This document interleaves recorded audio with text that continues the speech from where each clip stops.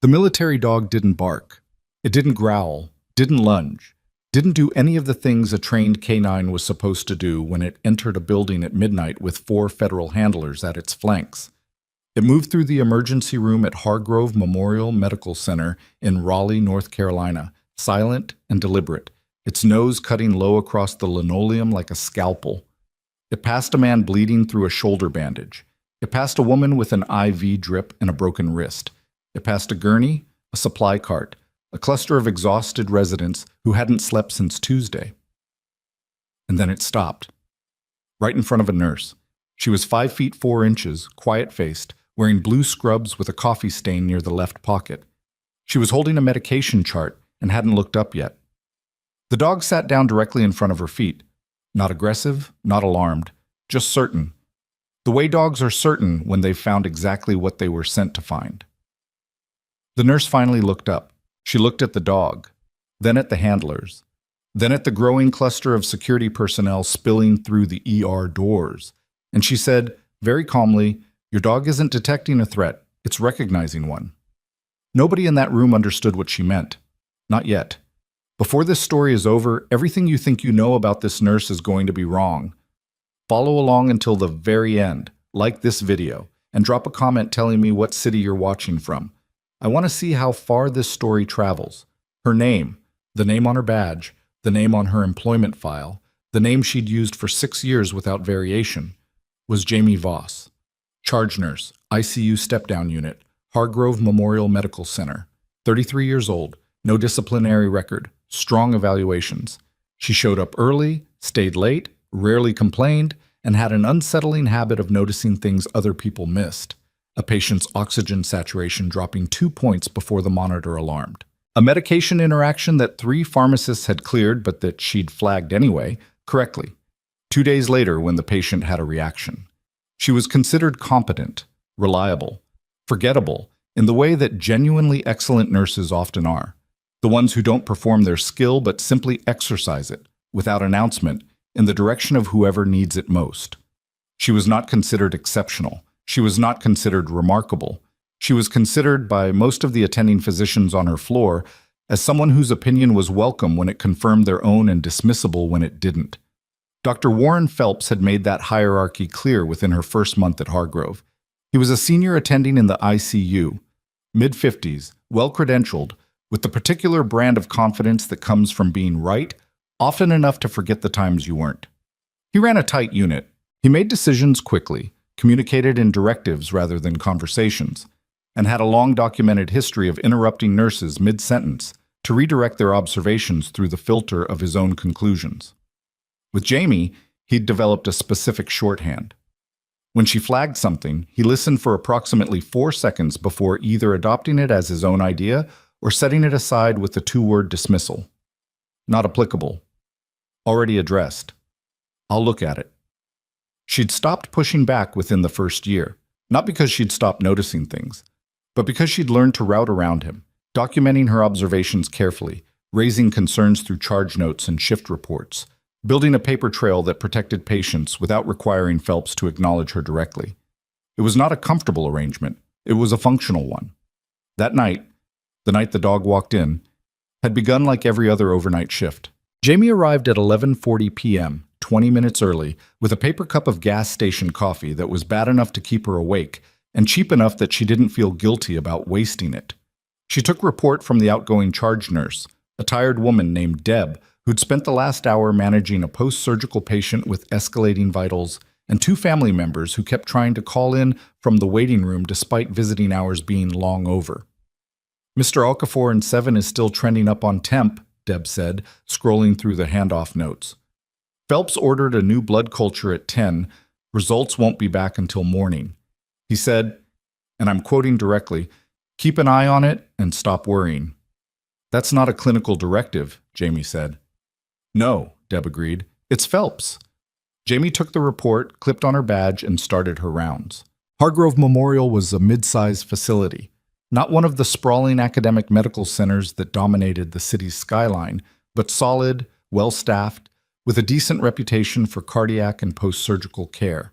The overnight unit was quieter than days, lit in that particular washed-out fluorescent way that made everyone look slightly ill even when they weren't.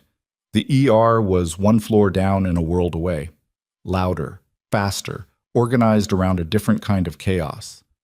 She was on her second pass through the unit, checking on Mr. Okafor, when the radio at the nurse's station crackled with something that didn't make immediate sense.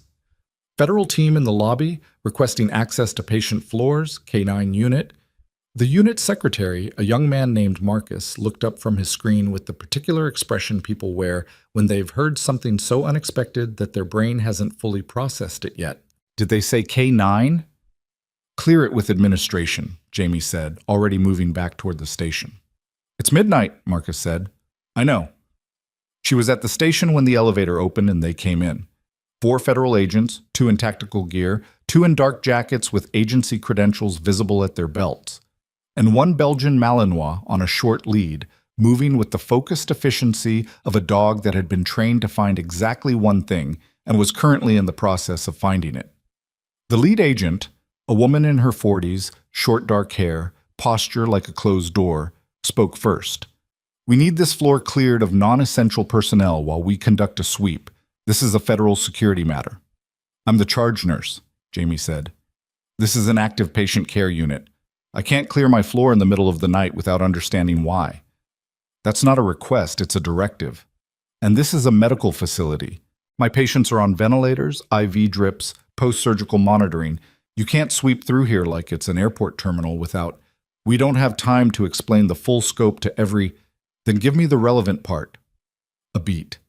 The agent studied her for a moment. The particular kind of look people give someone who is being unexpectedly difficult in a way they hadn't prepared for. There's been a threat assessment involving this facility. The dog is here to confirm or deny a specific signal. It takes 5 minutes. We'd appreciate your cooperation. You have my cooperation, Jamie said. You don't have my floor. The negotiation lasted another 90 seconds, during which Jamie did not raise her voice, did not back down, and did not stop watching the dog. It was already working, moving methodically, quartering the hallway outside the nurse's station, its nose skimming along the air in that particular way that meant it was tracking something specific rather than doing a general sweep. It came past the station entrance, past the medication cart, past the 2 residents who'd been doing chart review at the far end of the counter and had now gone completely still. And then it sat down.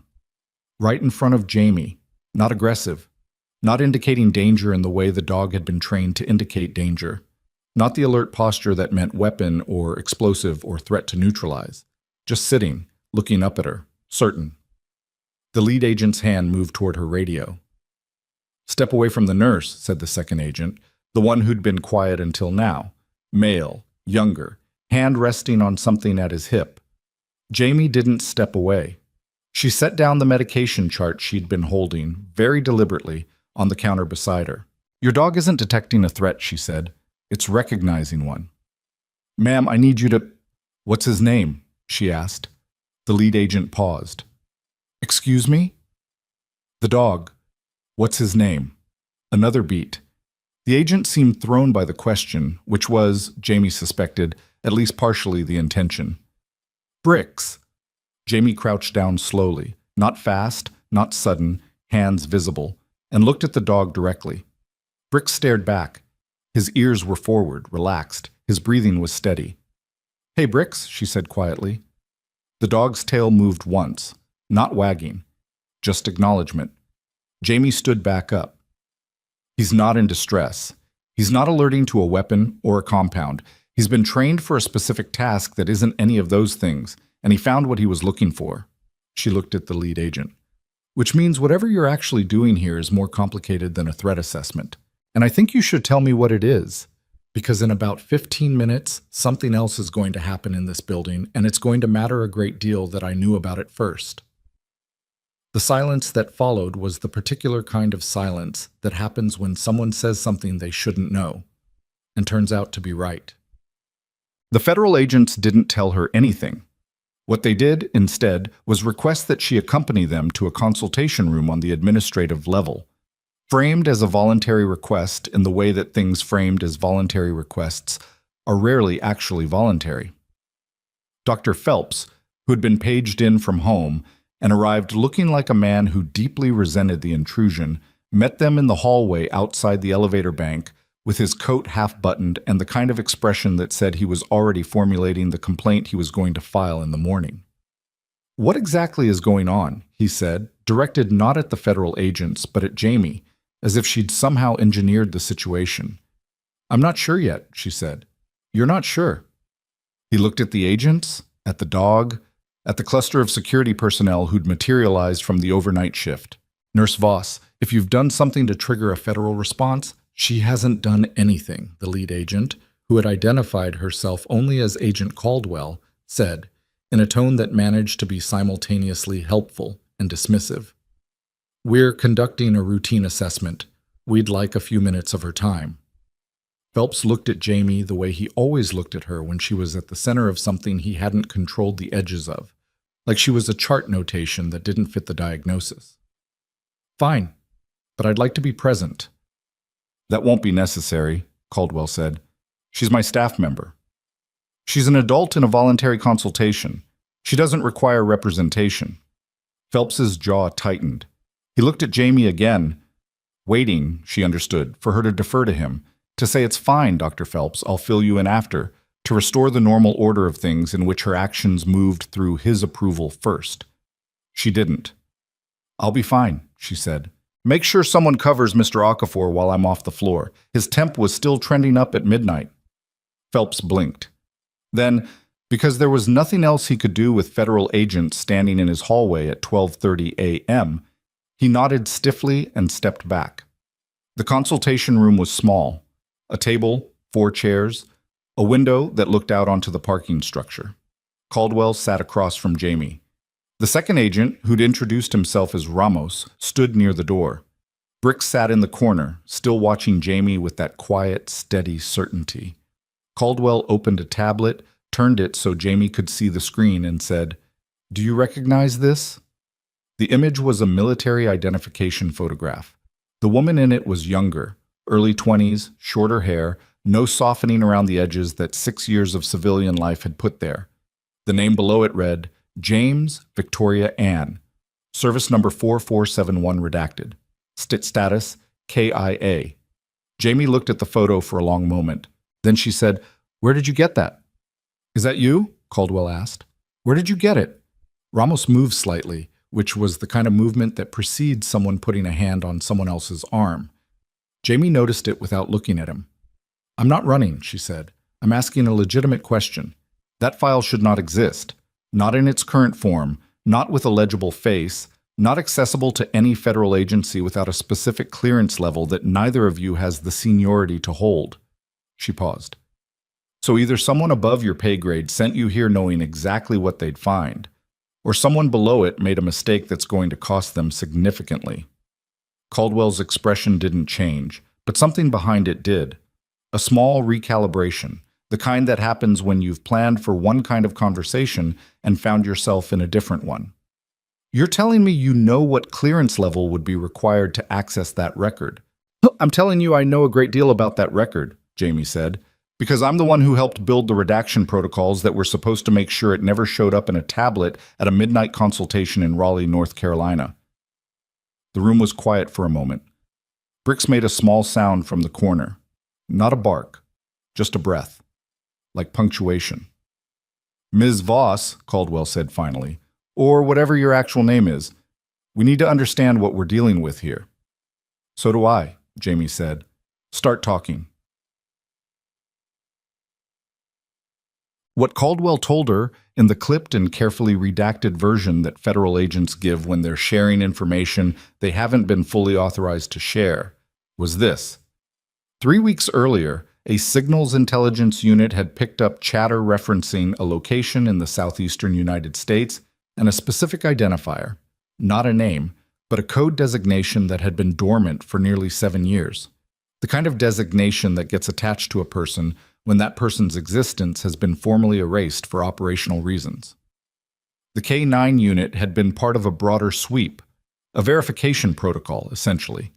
Bricks had been trained not for explosives or narcotics, but for a specific biological marker, a rare compound that remained in the sweat and skin cells of individuals who had been exposed to a particular class of chemical agents used in classified theater operations. The exposure left a trace that was permanent, unremovable, and, to a dog trained to detect it, unmistakable.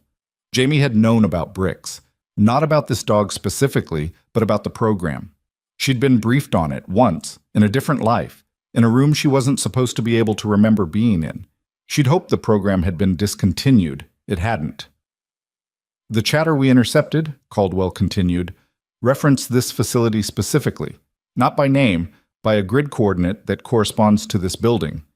The language suggested this location was going to be used as a site for something we haven't fully characterized yet, which is why we're here. What kind of something?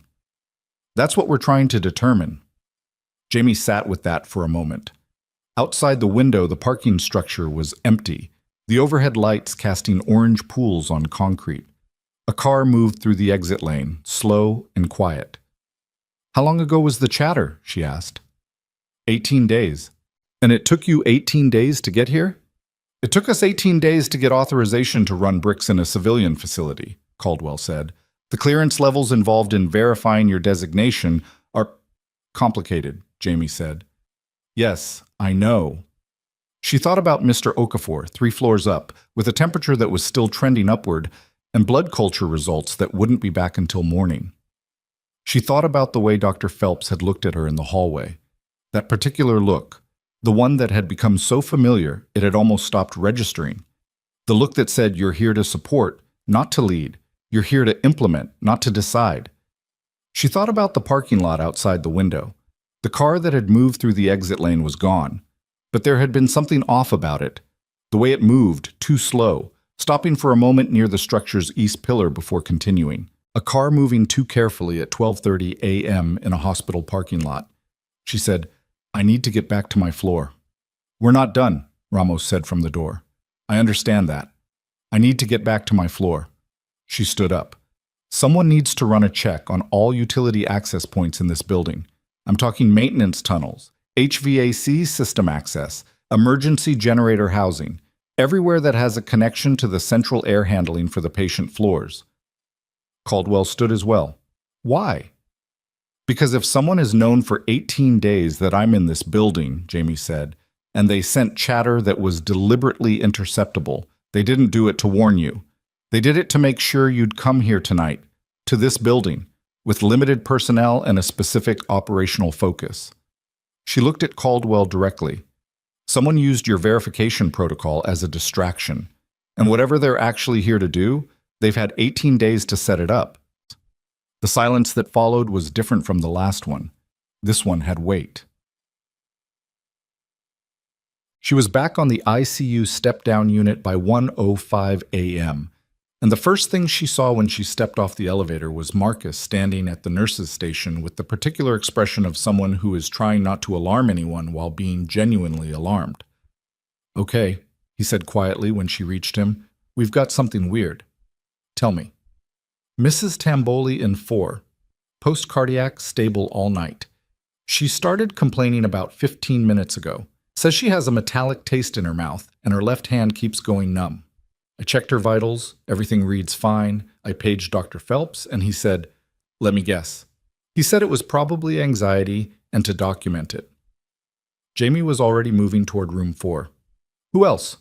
Marcus followed her. "That's the weird part. Mr. Okafor in 7 said almost the same thing, metallic taste, but I figured it might be a side effect of his antibiotics, and I—" "Who else?" A pause. "The patient in 11. Mr. Garrison. He's post-surgical. He's been sedated most of the night, but he started waking up about 20 minutes ago, and he was confused, disoriented, kept trying to pull his oxygen off." Jamie stopped walking. 3 patients, all on this side of the floor." "Yeah." "Rooms 4, 7, and 11. "Yeah." She looked down the corridor, the rooms on the east side of the unit, the ones with windows that face the back of the building toward the parking structure. "Marcus, I need you to do something for me right now. Don't page Phelps. Don't call administration. Go to the charge station and pull up the HVAC routing for this floor. Find out which air handling unit supplies the east side patient rooms." Jamie, right now, Marcus, please. He went. She continued to room 4. Mrs. Tamboli was 68 years old, 2 days post-cardiac catheterization, and had been tracking toward a completely uneventful recovery. She was sitting up in bed when Jamie entered, holding her own left hand like it belonged to someone else, a look on her face that mixed discomfort with embarrassment. "I know it sounds like I'm complaining," she said immediately. "You're not complaining," Jamie said, pulling the blood pressure cuff from the wall mount. "Walk me through it. When did the taste start?" "Maybe 40 minutes ago? I thought it was the dinner they brought. It was chicken, and the chicken tasted, I don't know, off. But then it got stronger. And my hand..." She flexed her fingers, watching them. "It's not numb exactly, more like there's pressure." Jamie cuffed her arm, took the reading, noted it. Then she pulled out her pen light and checked Mrs. Tamboli's pupils. Normal response, equal and reactive. She checked the patient's coordination, had her track a moving finger, asked her to squeeze both hands simultaneously. Left grip was measurably weaker. "Did you notice anything about the air in here tonight?" Jamie asked. "Any smell? Anything that seemed unusual about the room?" Mrs. Tamboli frowned. "I had the vent adjusted earlier. It was cold. I asked the night aide to redirect it. She did, and..." She stopped. "Actually, that was maybe 45 minutes ago, right around when I started to feel strange." Jamie looked at the ceiling vent above the bed. Standard issue HVAC grate, nothing visibly wrong with it. She stood on the step stool that lived in the corner of every patient room and looked more closely. There was something on the interior surface of the grate, a faint residue, barely visible, the kind of thing you'd never see if you weren't specifically looking for it. She got down off the stool. "Mrs. Tamboli, I'm going to move you to a different room. I'll explain in a moment, but right now I need you to come with me." "Is something wrong?" "I think the ventilation in this room may be causing some of your symptoms," Jamie said, keeping her voice even. "I want you somewhere else while we look at it. Can you walk?" "Of course I can walk," Mrs. Tamboli said, with the particular dignity of a 68-year-old woman who had survived a cardiac event and did not intend to be treated like she couldn't manage a hallway. Jamie got her up, got her moving, flagged the night aide at the far end of the corridor, and directed her to prep the unoccupied room on the west wing. Then she went to 7. Mr. Okafor was awake, which was not unusual given his trending fever, and confirmed the same metallic taste when Jamie said it had started maybe an hour ago, that he'd mentioned it to the aide who'd brought his midnight vitals and been told it was probably the antibiotics. He had no limb numbness, but his coordination was slightly off when she tested it. She moved him too. Garrison in 11 was the hardest. He was fighting the oxygen line and confused enough that it took Jamie and the overnight aide both to redirect him, calm him down enough to do a brief assessment, and get him transferred to a west side room without triggering a full DSAT alarm that would bring everyone running. By the time she had all 3 patients moved and had returned to the nurse's station, Marcus was back, pale-faced, holding a printed HVAC routing schematic. "The east side patient rooms," he said, "rooms 4 through 12. They're all on the same air handling unit, AHU3. Where does AHU3 draw external air from?" He pointed to the schematic. "Here, a rooftop intake on the east side of the building." "Which faces?" "The parking structure." Jamie looked at him for a moment. "Call security," she said. "Tell them I need someone at the east rooftop access right now. And then I need you to call Agent Caldwell. She gave me a card. It's at the station. And tell her what you just told me. All of it. The rooms, the patients, the symptoms, the HVAC unit." "What's happening?" Marcus asked. "Something is moving through this building," Jamie said, "and it's been moving through it for at least an hour." She was already heading for the stairwell when Dr. Phelps stepped out of the elevator, coat properly buttoned now, expression sharp, with the particular authority he put on when he wanted to reassert control of a situation that had moved without him. "Nurse Voss," he said, "I've been informed that you've been relocating patients without physician authorization. That is completely outside your..." 3 patients on the east side of the floor are showing symptoms consistent with low-level chemical exposure, Jamie said, not stopping. Metallic taste, peripheral numbness, and in Garrison's case, acute confusion. I've moved them to the west wing pending investigation of the HVAC unit servicing their rooms. Phelps stopped. Chemical exposure in this hospital. That's what I just said. That's... He shook his head, the expression shifting from authority to something that looked like it wanted to be dismissal but couldn't quite commit. That's an extraordinary claim. Yes, Jamie said. And you should probably call the attending physician of record for all 3 patients in the next 5 minutes. Because if I'm right, they're going to need labs and toxicology, and I'd rather that order comes from you than from me having to document that I asked and was ignored. She looked at him directly. Again. The again landed. She watched it land. Phelps's jaw tightened. Something moved across his face. Not quite recognition, but something adjacent to it. The awareness that the person in front of him was several steps ahead of where he'd assumed she was. I'll call it in, he said, quiet. Thank you. She went through the stairwell door. The stairwell smelled fine. No metallic quality, no trace of whatever was moving through the east side HVAC. She climbed to the roof access level, badge swiped through the security door, and stepped out into the Raleigh night air. The roof was flat and dark, lit only by the spillover of the parking structure's lights from across the access road. The rooftop mechanical units hummed steadily. She found the intake for AHU-3 without the schematic. She'd memorized the building layout months ago, the way she memorized everything she might need, quietly, without announcement, against the possibility of a moment exactly like this one. The intake grate had been opened and reclosed. The screws were new, and when she crouched down and looked inside, she could see, barely, in the spilled light from the structure across the road, a small cylindrical device attached to the interior wall of the intake shaft. She didn't touch it. She straightened up and looked out toward the parking structure. The car that had moved too slowly through the exit lane at 12:30 a.m. was parked in the shadows at the back of the second level. From this angle, she could see it clearly. Could see that the engine was running, the exhaust rising faint and white in the cold air. And she could see the silhouette of the person standing beside it, the person looking directly back at her. For a moment, neither of them moved. Then the figure raised something to their face, not a weapon, not immediately.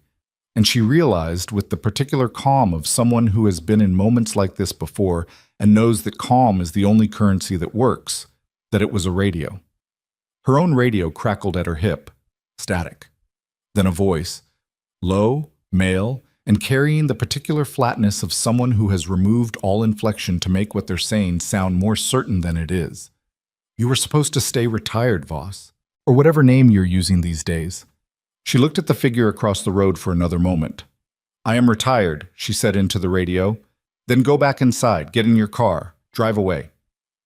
There are patients in this building who've been exposed to something through the Eastern HVAC system, she said. I'm not going anywhere. A pause. That's unfortunate, the voice said. And then the parking structure's lights went out. All of them. The entire east face of Hargrove Memorial went dark a half-second later. Not a flicker, not a gradual dimming, but the specific abrupt darkness of a power cut that someone planned. Below her, she heard the hospital's emergency generators kick in with a sound like a held breath finally released. And somewhere in the building beneath her feet, a patient monitor began alarming, high and urgent and continuous, in a way that meant someone had just crashed. Jamie was already moving. She took the stairs at a run, not the frantic, stumbling run of someone reacting to fear. The controlled, economical run of someone who has already decided where they're going and what they'll do when they get there. 3 flights down, badge swipe, through the door before it fully registered open, into the ICU step-down corridor where the emergency lighting had kicked in with that sickly amber cast that made everything look worse than it was, or sometimes exactly as bad as it was. Tonight, Jamie wasn't sure which. The alarming monitor was in room 9. She knew before she reached it because she'd memorized the room assignments when she'd taken report at 11:40, and Mr. Calloway in 9 had been the one patient Deb had flagged as stable, but watch him, post-CABG, day 3, the kind of recovery that looked clean on paper but had a way of hiding things in the numbers until the numbers stopped hiding them. She came through the door and took the room in one sweep. Calloway was in V-fib. The monitor was screaming. The crash cart was in the corner where it always was. The overnight aide, a young woman named Petra, who had been with the unit for 4 months, was standing against the wall with her hands pressed flat to the surface behind her, like she was trying to push through it. "Get Dr. Phelps," Jamie said, already pulling the crash cart. "I paged him. Get him physically. Go." She didn't watch Petra leave. She was already cutting Calloway's gown, already placing the pads, hands moving through the sequence she'd run so many times that her body knew it before her mind finished the instruction. "Mr. Calloway." She pressed 2 fingers to his carotid. Nothing. She started compressions. "Sir, I need you to stay with me." He did not respond, which was not unexpected and was not the end of anything. She counted compressions, maintained rhythm, felt the particular physical reality of chest compressions, the resistance, the give, the way your shoulders start burning at about 30 seconds, if you're doing it right. And when she reached the right point, she delivered the shock. Calloway's body arced. The monitor flatlined for 1 long second, and then it found something. Irregular, stuttering, not what you wanted, but something. And she adjusted, checked his airway, repositioned his head, and delivered 2 rescue breaths through the mask she'd pulled from the cart before she'd even started compressions. The door opened behind her. She expected Phelps. She got Ramos. "What do you need?" he said.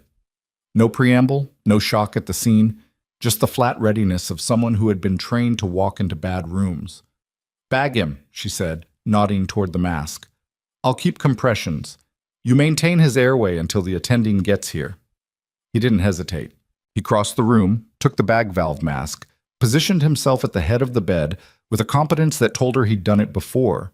Not in a hospital, probably, but somewhere where the skill had mattered just as much. They worked in silence for 40 seconds. Then Calloway's rhythm shifted again, finding something more organized, something that looked almost like a sinus rhythm if you were generous with your interpretation. And when Jamie checked his carotid, she found a pulse. Weak, irregular, but present. "He's back," she said. "Yeah," Ramos agreed.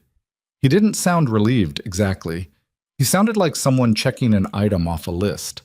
Phelps came through the door 30 seconds later with Petra behind him and 2 residents who'd been doing overnight chart review and had apparently followed the sound of the alarm. Phelps took 1 look at the monitor, 1 look at Jamie, and for a moment his expression did something complicated. The collision of a man who wanted to take charge of a situation that had already been handled by the person he'd been dismissing for 6 years. "V-fib conversion," he said. "Yes, 1 shock resumed rhythm approximately 90 seconds ago. Pulse is present but irregular. I'd want a 12 lead before we make any decisions about next steps." "I'll determine what we—" He stopped himself, looked at the monitor again. Then, with the particular difficulty of a man doing something that does not come naturally to him, he said, "Get the 12 lead." Jamie got the 12 lead. While she worked, she was also doing something else. Listening. To the building. To the sounds that lived underneath the alarm noise and the emergency generator hum, and the shuffling of too many people in a room that was designed for 1 patient and 2 staff. She was listening for the specific absence of sounds that mattered. The maintenance elevator on the east side, which she'd clocked as running every 40 minutes during her shift, had not run since the power cut. The secondary fire door at the end of the east corridor, which had a hydraulic mechanism that made a distinctive soft thud when it opened or closed, had thudded twice in the last 3 minutes. Someone was moving through the building. Not one of the evacuating patients, all of whom had been in rooms she'd accounted for. Someone who knew how to move without being seen, using the power cut as cover, using the alarm as noise. She finished the 12 lead, handed the strip to Phelps, and said, "I need to step out for 2 minutes. We're in the middle of, you have 2 residents and a federal agent in this room. You don't need me for the next 5 minutes, and I'll be back." She looked at him steadily. 2 minutes.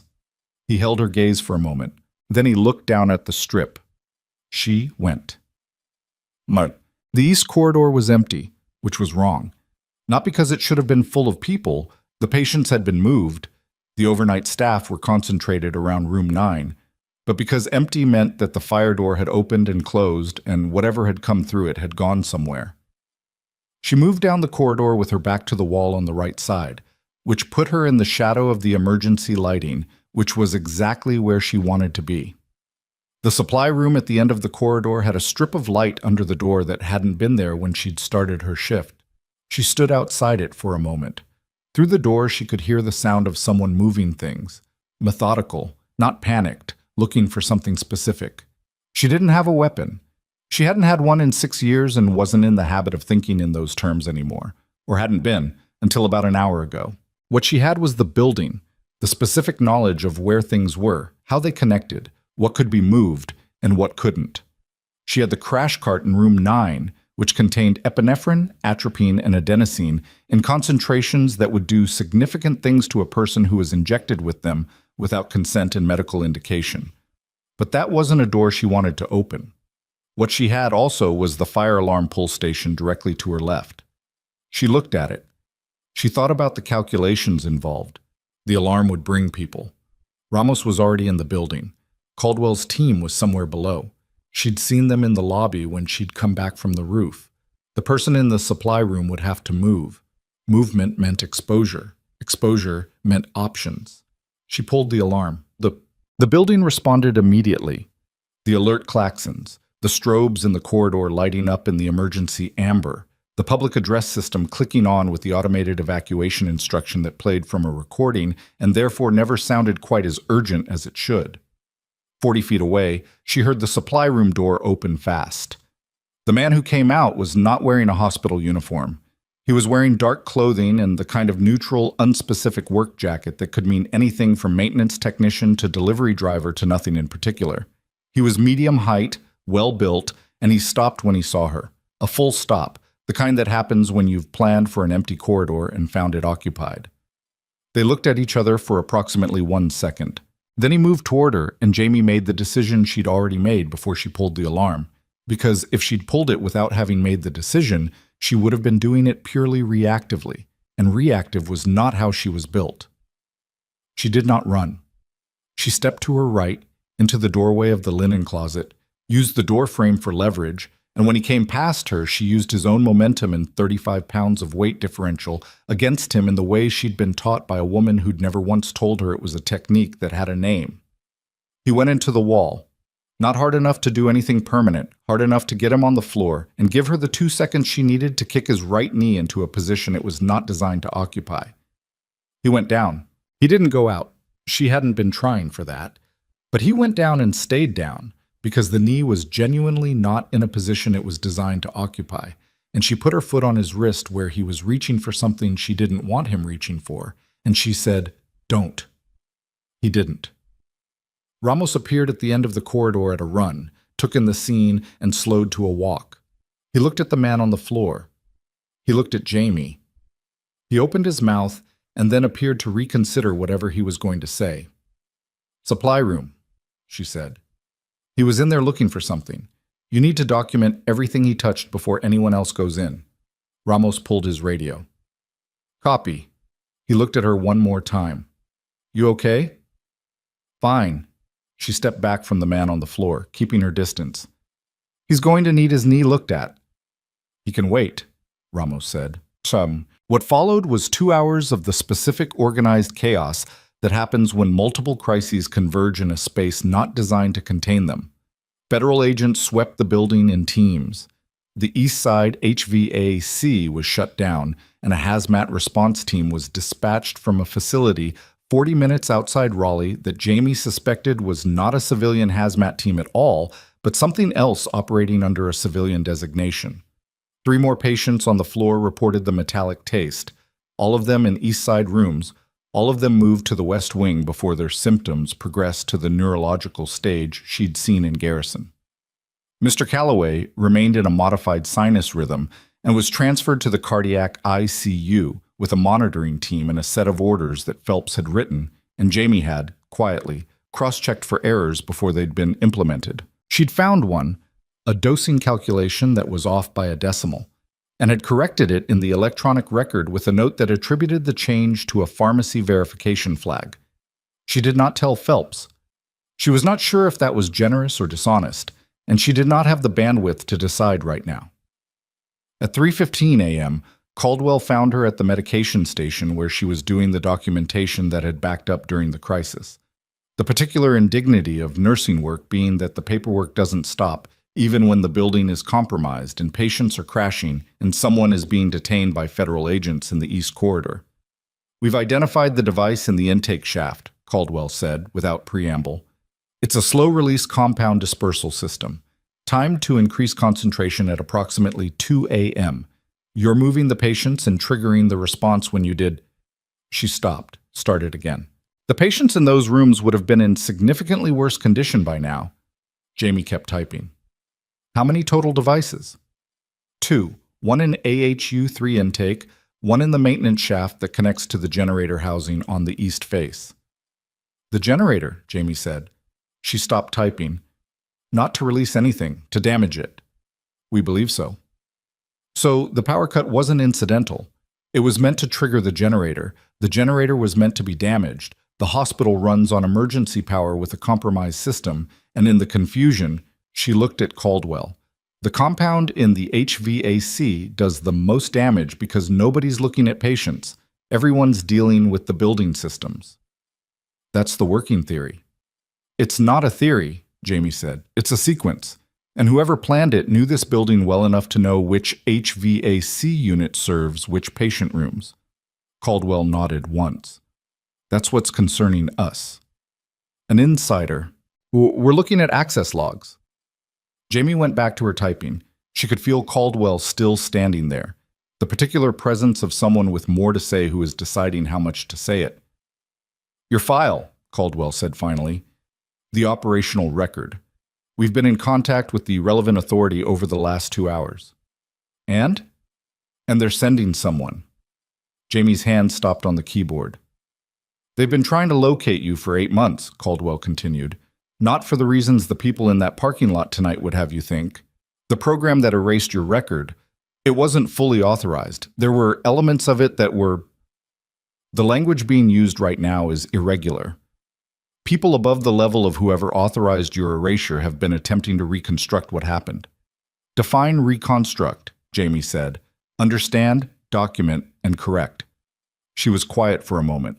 Outside the window at the end of the corridor, the Raleigh skyline was beginning to do the thing it did before dawn. The particular lightening of the eastern sky that wasn't sunrise yet, but was the memory of it, the suggestion. The people tonight, she said. The man in the corridor, the car in the parking structure. They knew I was here. Yes. Which means someone told them, before tonight, before you were sent. Caldwell's expression shifted. Just slightly, just enough. We're looking into that. You're looking into whether someone in your authorization chain, Jamie said carefully, leaked my location before you were even sent to verify it. Caldwell didn't confirm, didn't deny. The absence of both was its own answer. Jamie closed the documentation screen. She looked at her hands on the keyboard for a moment, the hands that had run compressions on Calloway 40 minutes ago, that had caught the man in the east corridor and put him on the floor, that had held Mrs. Tamboli's arm while she guided her out of a contaminated room and kept her voice steady and her face neutral so the woman wouldn't be frightened. Who's coming? Jamie asked. I don't have a name. I have a rank. Caldwell paused. Colonel. That's all I was told. Jamie had served under 3 colonels in her previous life. One had been brilliant, one had been competent, and one had been the reason her record existed the way it did. Erased, redacted, stamped KIA over a face that was still very much alive. She did not ask which one. She suspected she already knew. When? She said. Estimated arrival, 6 a.m. She looked at the clock on the wall above the medication station. 3:22 a.m. 2 hours and 38 minutes. Then I have work to finish, she said. She pulled the documentation screen back up and kept typing. Caldwell stood there for another moment. Then she left, because there was nothing else to do with someone who had just been told their past was arriving in a car in 2.5 hours, and had responded by returning to their paperwork. The rest of the night was not quiet. Nights in hospitals after federal incidents were never quiet. There was always the paperwork and the debrief forms and the incident reporting and the administrator who arrived at 4 a.m. looking like he'd been pulled out of a dinner party and wanted everyone to know it, but it was managed. Jamie managed it. She updated charts, coordinated with the hazmat team on the patient exposure documentation, checked on all 3 original patients twice more, and at 4:45 a.m. stood over Mr. Okafor's bed while he slept. Finally, actually slept, The fever broken now that he'd been moved out of the compromised room and his antibiotic dose had been adjusted, and allowed herself 30 seconds of something that was not quite relief, but was adjacent to it. He was going to be fine. All three of them were. Phelps found her in the break room at 5:15 a.m. She was standing at the counter with a cup of the unit's coffee, which was better than the gas station coffee she'd arrived with, but not by much. And she hadn't sat down because she'd learned a long time ago that sitting down when you were exhausted meant committing to the exhaustion in a way that made the next 4 hours significantly harder. He stood in the doorway for a moment. She could hear him doing it, the particular quality of someone's presence when they're deciding something. "The decimal error in Calloway's orders," he said. She didn't turn around. "What about it?" "The pharmacy flag. They told me it cleared automatically on their end, which means it didn't come from them." She drank her coffee. "I've been doing this for 23 years, Phelps said. "I've made that calculation in my sleep. Everyone makes errors when they're tired and the building is in a crisis." "I know." A pause. "You could have just told me." "Would it have been faster?" she asked. Not unkindly, just specifically. The silence that followed was not comfortable, but it was honest, which was something. "The federal agents," Phelps said finally. "They're not telling us everything." "No," Jamie agreed. "Are you going to?" She turned around then. He looked older at 5 a.m. than he did during the day. Not weak, just reduced to something more accurate. The performance of authority he maintained on rounds had nowhere to stand in a break room at dawn, and without it, he was just a man in a partially buttoned coat who'd driven to a hospital in the middle of the night and found a situation he couldn't control. She almost felt sorry for him. Almost. "Someone used this hospital tonight," she said. "Not randomly. Specifically. They knew the building. They knew the patient layout. They knew which systems to target. That means either they had very good information or they had someone on the inside who gave it to them." Phelps went still. "Inside this hospital?" "I don't know yet, but when the investigation moves forward, they're going to be looking at access logs and personnel files, and anyone who had detailed knowledge of the East Side utility systems in the last several months. That's..." He stopped. "That's a lot of people." "Yes." She finished her coffee. "You should probably call your administrator in before 6 a.m. There are things he needs to know before the federal briefing." She put the cup in the sink and went back to her floor. At 5:52 a.m., she was at the nurse's station reviewing the shift handoff notes when Marcus, who had been quiet for the last 2 hours, with the particular quiet of someone processing a great deal, looked up from his screen and said, "Someone's coming up from the lobby. Wasn't announced. Security just called to say they cleared a military ID." Jamie looked at the elevator. The doors opened at 5:58 a.m. The man who stepped out was in his late 50s, wearing civilian clothes that sat on a military frame. The way civilian clothes always did on people who'd spent 20 years in uniform. Slightly wrong, slightly too deliberate. He was gray at the temples, straight-backed, and he moved through the corridor toward the nurse's station with the particular ease of someone who had been in enough difficult rooms to have stopped being affected by the atmosphere of them. He stopped in front of the station. He looked at Jamie, and the color left his face. Not dramatically, not the theatrical pallor of someone receiving a shock in a film. Just a subtle, specific draining, the kind that happens when the thing you've been afraid might be true turns out to be worse than you'd prepared for. "Voss," he said. Jamie looked at him for a long moment. She had served under 3 colonels. She recognized this one. "Colonel Harlan," she said. The name dropped into the space between them like something falling from a great height. Marcus, who had been pretending to look at his screen, was very clearly not looking at his screen. "I was told you'd been located," Harlan said. "I wasn't told..." He stopped. Started again. "I wasn't told you were here in this capacity." 6 years, Jamie said. "I know." "You signed the authorization," she said. "The one that changed my status." Harlan looked at her. His jaw moved. He was doing the calculation that powerful men do when they're confronted with the evidence of a decision they'd made, the assessment of whether to explain, to deny, to apologize, or to do something else entirely. He did none of those things. What he said was, "There's something you need to know about tonight, about why they came here specifically. They came here because someone told them where I was, Jamie said. Yes, he exhaled. And the person who told them, the person who leaked your location before we could run the verification and bring you in safely. He paused. They're still in this building. The break room door was still open at the end of the corridor. Jamie had left Phelps there 8 minutes ago. She looked at Harlan. He looked back. And in the silence between them, 3 floors below, the hospital's main entrance doors opened and 2 more people walked in. Neither of them announcing themselves, neither of them checking in at security, moving directly toward the elevator bank with the focused certainty of people who had been here before. The elevator indicator light began to climb. Jamie was already moving before the elevator indicator hit 2. Who else came in with you? She said to Harlan, not stopping, heading for the stairwell door. No one from my team. He fell into step beside her, and she noted that he kept pace without asking where they were going, the reflex of a man who'd spent decades following situations rather than managing them from a distance. The 2 people in the lobby, I don't know who they are. Yes, you do, she said. A pause. Yes, he admitted. I do. She pushed through the stairwell door and started down. Kellerman's people. The silence that followed confirmed it. Deputy Director Aaron Kellerman.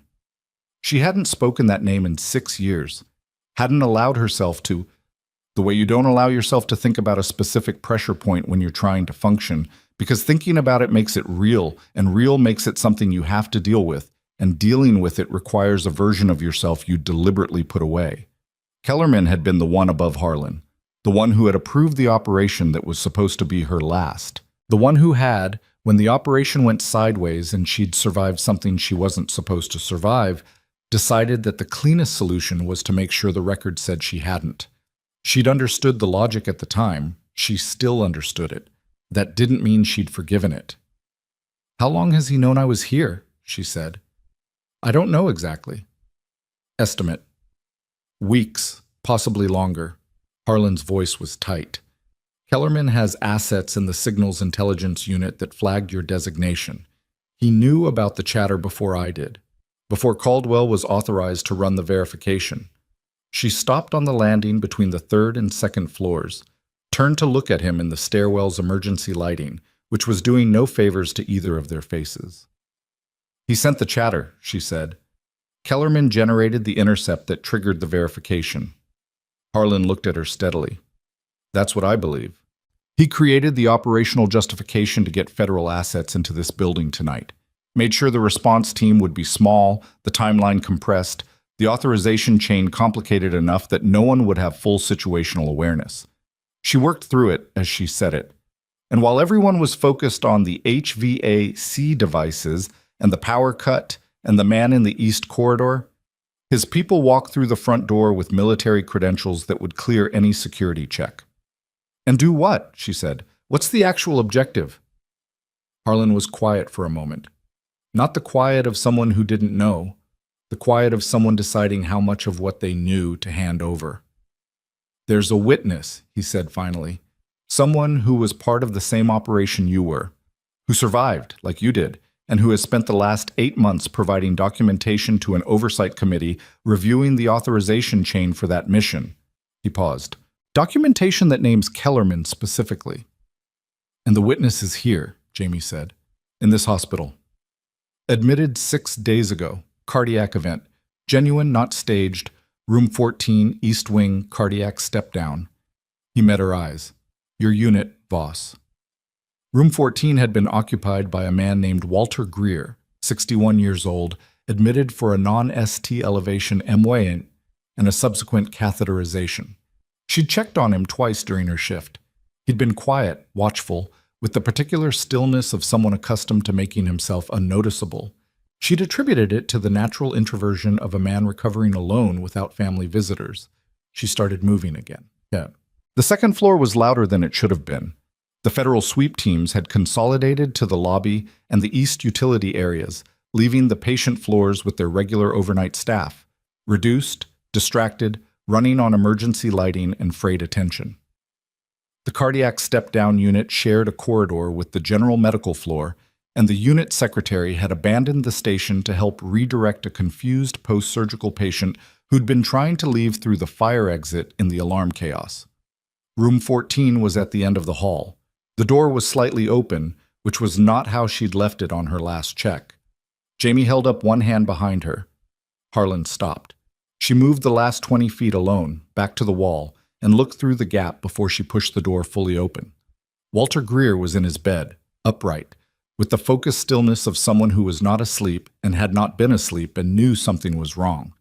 His telemetry leads were still attached. His IV was intact. Across the room, standing near the window with a tablet in one hand and a very specific posture, was a woman in dark civilian clothing whose hospital visitor badge was the wrong format. One of the ones issued at the main desk downstairs, the kind that printed in under 60 seconds and required no real verification. Jamie opened the door the rest of the way. The woman turned. She was early 40s, composed, with the particular careful blankness of someone trained to show nothing in their expression while calculating a great deal behind it. "Nurse," she said, with the slightly elevated friendliness that people use when they want to appear unconcerned, "I was just checking on my uncle." "You're not his family," Jamie said. "He doesn't have any listed contacts. I checked his admission paperwork on intake." The composure didn't crack, but it recalibrated, just slightly. The woman's eyes moved to the door, to Harlan, who'd appeared behind Jamie, and back. "Step away from the patient," Jamie said. "You're not in a position to—" "I'm the charge nurse on this floor, and you're in a patient room without verified authorization during an active federal security response. That makes me exactly the right person." She kept her voice level, the same voice she used when a patient was agitated. Not placating, not aggressive, just absolutely certain of its own authority. "Step away from the patient and put the tablet down." Greer spoke from the bed, his voice rough and deliberate. "She came in 10 minutes ago, said she was hospital administration. She's been trying to access my phone." The woman's expression completed its shift, from composed to something harder, something that had given up on the pretense. She looked at Jamie with the particular assessment of someone deciding whether to push through or find a different route.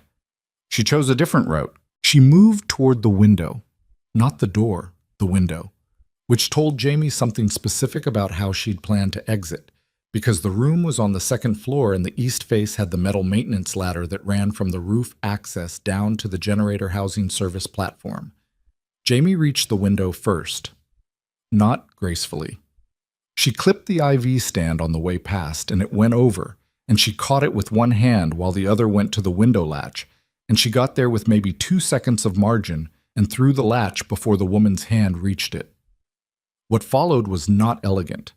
The woman was trained, and Jamie had a bruised shoulder from the East Corridor interaction, and neither of them had room to do anything properly in a 10 by 12 patient room with a cardiac patient in a bed that couldn't be moved. Harlan was in the doorway and couldn't get past without making it worse. Greer, who apparently had some relevant background of his own, grabbed the woman's wrist from the bed with a grip that was remarkable for someone who'd had a cardiac catheterization 4 days ago. She went down. Not out. Greer didn't have the leverage, and Jamie was running on adrenaline and fumes.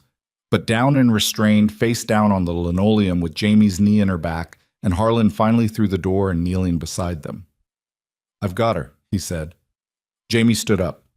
Her shoulder was unhappy about the last 3 minutes. She ignored it. She looked at Greer. His telemetry was alarming. She could hear it from here, the rhythm elevated but not critical. His face was gray and damp, and his left hand was pressed to his chest in the involuntary way that meant he was feeling something he was trying to assess. "Rate your pain," she said immediately at the bedside. 1 to 10. 4, he said. Maybe 5. "Pressure or sharp?" "Pressure. Same as before." She checked his radial pulse. Elevated, irregular. Not what she wanted from a man 4 days post-catheterization who had just spent 10 minutes in a room with someone trying to access his phone and had then grabbed that person's wrist from a hospital bed. She pulled the call light. "I need you to lie back," she said. "You're going to feel worse if you stay upright while your heart's doing this." "I know," he said. He didn't move for a moment, still watching the door, watching Harlan, watching the woman who was now in zip restraints and breathing hard on the floor. Then, slowly, he lay back.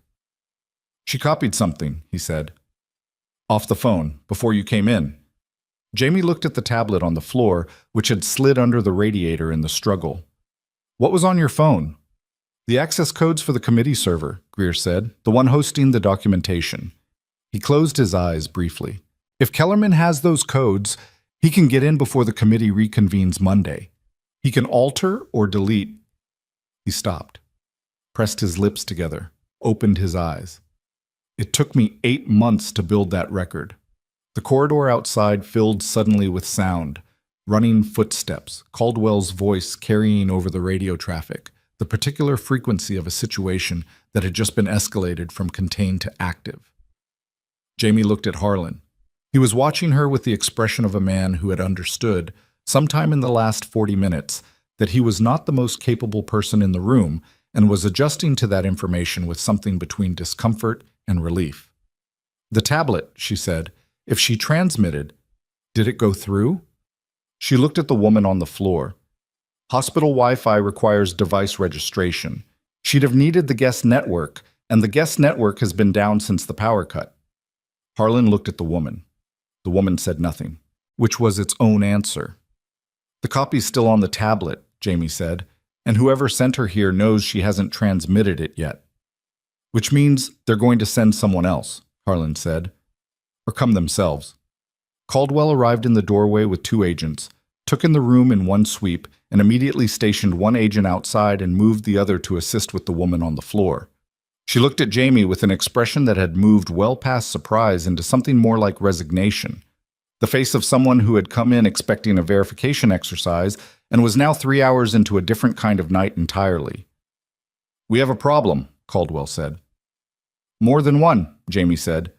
But what's yours? Kellerman is in the building. The corridor went quiet. Even the footsteps seemed to pause. He arrived 12 minutes ago, Caldwell continued. Cleared security with his deputy director credentials. I didn't know he was coming, and I don't have the authority to detain him without... She stopped. The institutional constraint of it sat on her face like something heavy. He outranks me by a significant margin. Where is he now? Harlan asked. He went to the administrative level. He's requested a room for a briefing. Caldwell looked at Jamie directly. He's asking for you specifically, by name. Not by Voss, not by the nurse. By name, which meant the name on the badge, the constructed identity, the 6 years of careful distance from everything that name had been built to replace. He knows I'm here, Jamie said. He knew before we did, Caldwell said. The monitor above Greer's bed alarmed again. A different tone this time, the one that meant the rhythm had shifted. Jamie turned, checked the readout, and made a rapid assessment.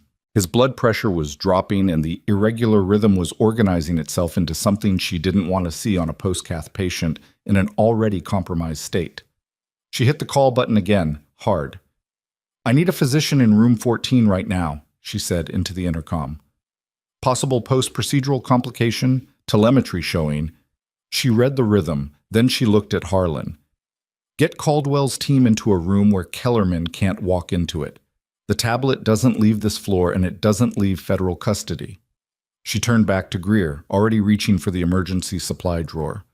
I'll deal with Kellerman when this patient is stable. He's not going to wait, Harlan said. Then he can come to the room, Jamie said, because I'm not leaving this patient. Harlan left. Caldwell left. The agent by the door stayed. Jamie worked. She worked in the focused, economical way she always worked, drawing meds, adjusting the monitoring leads, talking to Greer in the low, steady voice that meant I know what's happening, and I know what to do about it. And in the back of her mind, she was running a parallel track, the one that had been running since she'd seen Brick sit down in front of her at midnight, and had understood, in the space of one held breath, that the life she'd built here was about to be taken apart. The physician who arrived, a young cardiac fellow named Dr. Osai, not Phelps, someone she'd worked with twice and found competent and direct, took the handoff cleanly and moved immediately to stabilize. Jamie stayed until the rhythm improved. 4 minutes, maybe 5. Then she stepped back. She had left her coffee in the break room.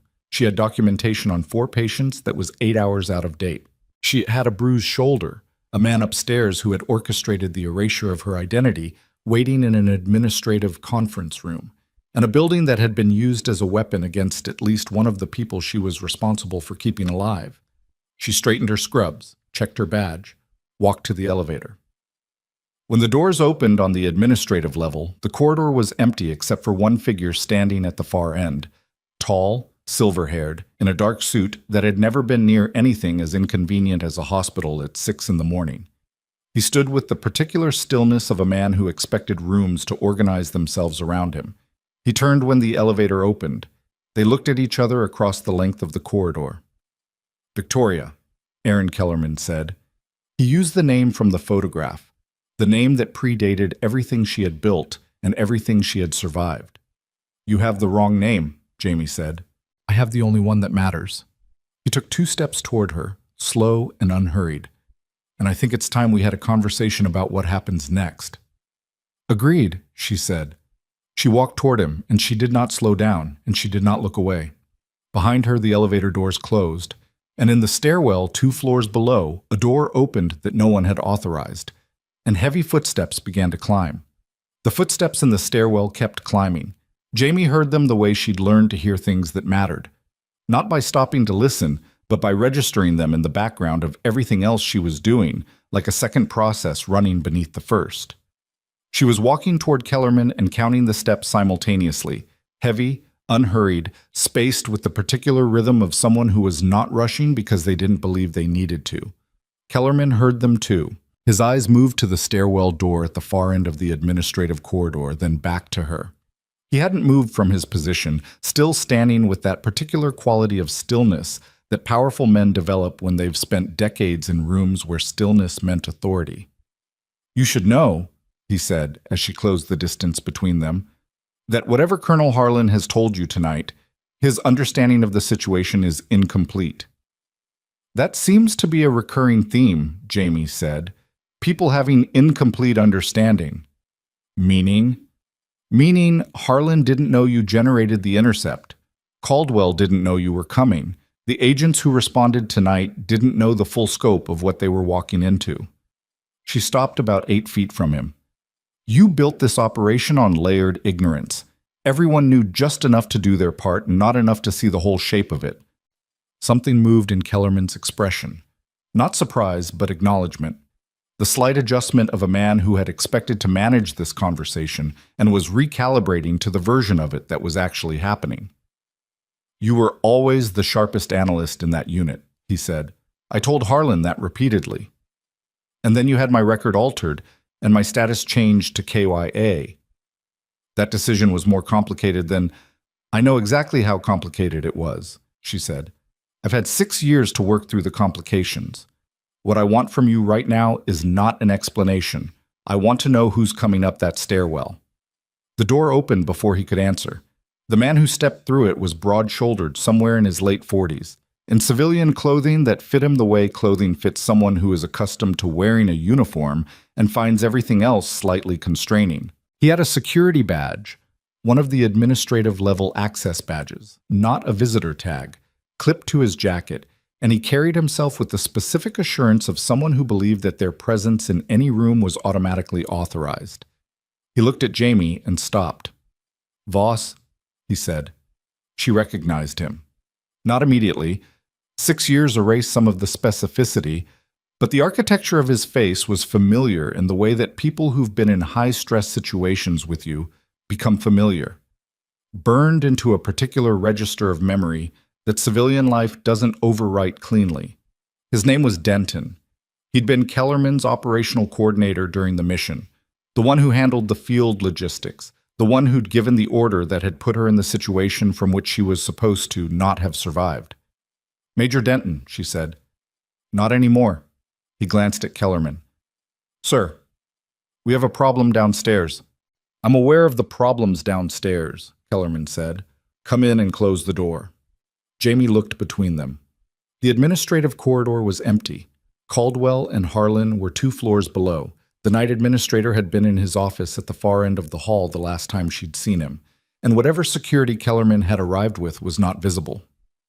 She was alone in a hallway with 2 men whose combined interest in her continued existence was, at best, complicated. She'd been in worse positions. This was objectively true. It did not make the current position comfortable. "The tablet's been secured," she said to Denton, because she wanted to see his reaction. "Your colleague didn't transmit before she was detained." His jaw tightened. "That's a temporary situation." "The codes change automatically every 6 hours," she said. "The committee's IT protocol. Greer told me." This was not true. Greer had said no such thing, and she had no way of knowing if the code cycled or not. But she watched Denton's face and saw the calculation run across it, the uncertainty, the reweighing of the timeline. Kellerman watched her do it. A small, humorless expression passed over his face. "You're still very good at that." "At what?" "Managing information in real time." "I'm a charge nurse," she said. "It's the whole job." A door opened behind her. She heard it, turned instinctively, put the wall to her right and both men in her sightline. It was the night administrator, a man named Bertram Solis, who had arrived in his office at 4 a.m., still wearing what appeared to be a very nice dinner jacket over a rumpled dress shirt, and had been alternating between outrage and panic ever since. He came out of his office now with a phone pressed to his ear and stopped when he saw the configuration of people in his corridor. Is this the federal briefing?" he said, confused. "Yes," Kellerman said smoothly. "If you could give us a few more minutes?" "No," Jamie said. Solis looked at her. "Mr. Solis, this man," she indicated Kellerman, "is not here as part of the authorized federal response. He arrived independently with military credentials, and he has not been cleared by the agents managing tonight's incident. I'd strongly suggest you call Agent Caldwell right now and confirm whether his presence in this building has been authorized by the response team." The silence that followed had texture. Kellerman's expression didn't change, but something in his posture shifted. Not retreat, not yet, but the first acknowledgement that the room had more variables than he'd planned for. Solis looked at his phone, then at Kellerman, then at Jamie, with the expression of a man who had never once in his administrative career been the deciding factor in anything that mattered, and was now deeply uncertain whether he wanted to be. I'll call Agent Caldwell," he said. "Thank you," Jamie said. Solis retreated into his office, and the door clicked shut. Denton moved, not toward her, toward the stairwell, and she understood immediately what he was doing, because she'd been tracking the building's exits in her head since midnight, and the stairwell he'd come up from connected to the second-floor cardiac unit and Walter Greer's room and the tablet that hadn't transmitted yet. "Denton," Kellerman said sharply. He stopped. "This doesn't need to be a secondary operation," Kellerman said. The authority in his voice was the kind that had been exercised so long it had become structural, something people responded to before they'd consciously processed it. "Voss," he turned to her. "6 years ago, a decision was made that I stand by. The operation was compromised. The intelligence you carried out of that theater, if it had surfaced through legitimate channels at that time, people would have died. People who were still operational. I made the only call that protected the mission and the people still in the field." "By listing me as dead," Jamie said, "by removing you from a situation that was unmanageable," he said, "you were extracted. You were given resources. I was given a new name and left," she said flatly. "In Raleigh, without debrief, without support, without any acknowledgement that I'd survived something I wasn't supposed to survive. I built this," she looked briefly down at the badge on her scrubs, "out of nothing. 6 years of nothing." "And you built it well," Kellerman said, and something in his voice was almost, not quite, but almost genuine. "Which is exactly why you understand what's at stake. The documentation Greer assembled doesn't tell the full story. It takes operational decisions out of context and frames them as misconduct. If that record reaches the committee on Monday, people will be held accountable," Jamie said, "for decisions that had consequences that extended far beyond the operational calculus you used to justify them." "People will be prosecuted," Kellerman said, "incorrectly, incompletely, on the basis of a partial record compiled by a man with an agenda." "Greer served in the same unit I did," she said. "He was listed KYA for 14 months. His agenda is the same as mine." Your agenda, Kellerman said, is to go back to your patients, which you can do. Tonight can end here, Voss. The devices in the HVAC have been recovered. The man in the East Corridor is in custody. My people leave the building, the documentation stays incomplete, and you keep being someone who doesn't exist, she said. Keep being someone who's safe. She looked at him for a long moment. 6 years ago, she had understood the logic. She'd said that to herself already tonight, multiple times, and it was still true. Aaron Kellerman was not a stupid man or a sadistic one. He was a man who had made a decision within a framework that valued operational outcomes over individual cost, and had spent 6 years since then managing the consequences of that decision. Not because he regretted it, but because the consequences kept generating new problems. She was the newest problem. You built this entire operation tonight, she said, to recover a tablet in room 14 and remove a witness from a committee record. You introduced a chemical agent into a civilian hospital. You cut the power to a building with patients on ventilators and cardiac monitors. Mr. Calloway coded tonight. He's alive because I moved the crash cart before the power cut, but he coded, and his outcome was not guaranteed, and none of that was part of your operational calculus. Kellerman's expression was unchanged. That was the tell. Not guilt, not discomfort, just the flat, steady recognition of a man who had already done the math and accepted the numbers. That's why you have to be stopped, Jamie said. Not because of what you did to me, because of what you're willing to do to people who have nothing to do with any of this. She pulled out her phone. What are you doing? Denton said. Calling Agent Caldwell, she said, and sending her a voice memo I've been recording since you said my name in this corridor. Kellerman moved fast for a man his age. She'd give him that, but she'd positioned herself with the wall to her right and had started toward the administrator's office door the moment she saw his weight shift, so when he reached for the phone, she was already past him, shoulder down, through Solis's office door before either of them closed the gap. Solis was on his office phone and looked up with an expression of pure alarm as she came through his door and pushed it shut and put her back against it. Call security, she said. Right now. I'm already...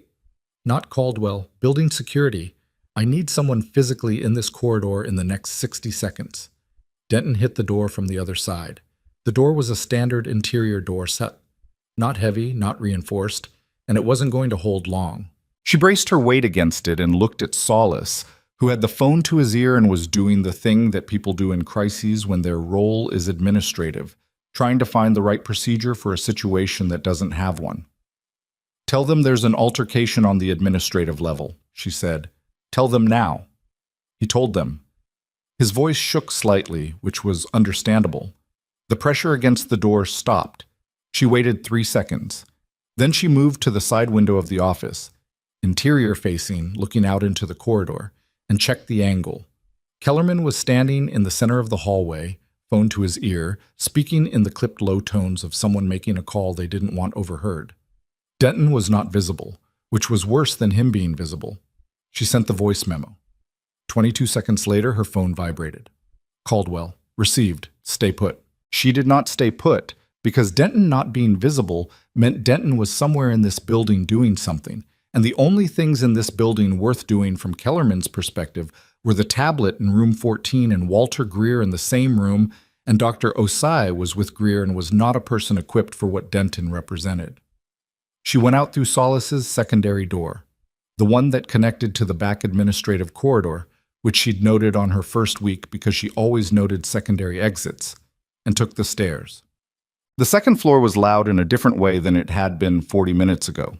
There were more agents, more movement, the particular organized urgency of a federal response that had received new information and was reallocating.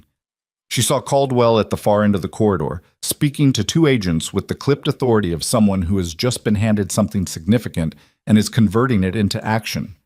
She saw Harlan near the nurse's station, looking at his phone with the expression of a man reading something that was confirming things he'd hoped weren't true.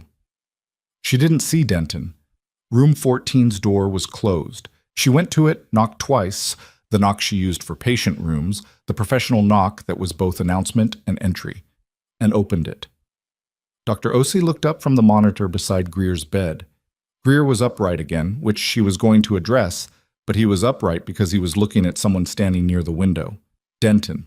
He'd come down a different way, the secondary administrative stair, which she hadn't covered because she'd been in Solace's office. He was standing near the window with the tablet in his hand, and the window was open, and the maintenance ladder on the east face was right there. Osei had the expression of someone who had been told very recently and very firmly to stay out of the way and had not yet determined whether or not to comply. "Dr. Osei," Jamie said, keeping her voice flat and even, "I need you to step into the corridor." "She stays," Denton said. "She's a physician with no part in this situation. She goes." Osei looked between them. Then she went, because she was a smart woman and the room had a quality that smart people recognize and correctly evacuate. The door clicked shut. Denton looked at Jamie across the room. Greer watched from the bed with the focused stillness he'd had all night. The stillness, she now understood, of a man who had been in dangerous rooms before and knew that stillness was currency. "The tablet's transmitting now," Denton said. "Hospital guest networks back up since the generator stabilized. Whatever your nurse friend said about cycling codes, she was improvising." Jamie noted that he'd said it, noted what the saying of it revealed, that he'd been close enough to hear her in the corridor, which meant he'd been in the stairwell before she'd seen him come through the door, which meant the footsteps had been deliberate. He'd wanted to be seen. He'd wanted her focused on the corridor while he went around. She looked at the tablet in his hand. The screen was lit. She could see it from here, could see the connectivity indicator, could see the small rotating icon that meant data was moving. "How long?" she said. 2 minutes, maybe less. The committee's access logs will show an unauthorized upload from an unsecured network during an active federal security incident at this facility, she said. "That's not evidence suppression. That's evidence tampering, and the upload will be flagged automatically." "By the time it's flagged, the original's still on Greer's phone," she said. Denton stopped. "The woman in room 14 earlier," Jamie said. "She copied the access codes. She didn't copy the documentation itself. The source files are still on the device." She looked at Greer. "Am I wrong?" "You're not wrong," Greer said quietly. Denton's expression ran through something, the rapid internal revision of a plan that had just developed a structural problem.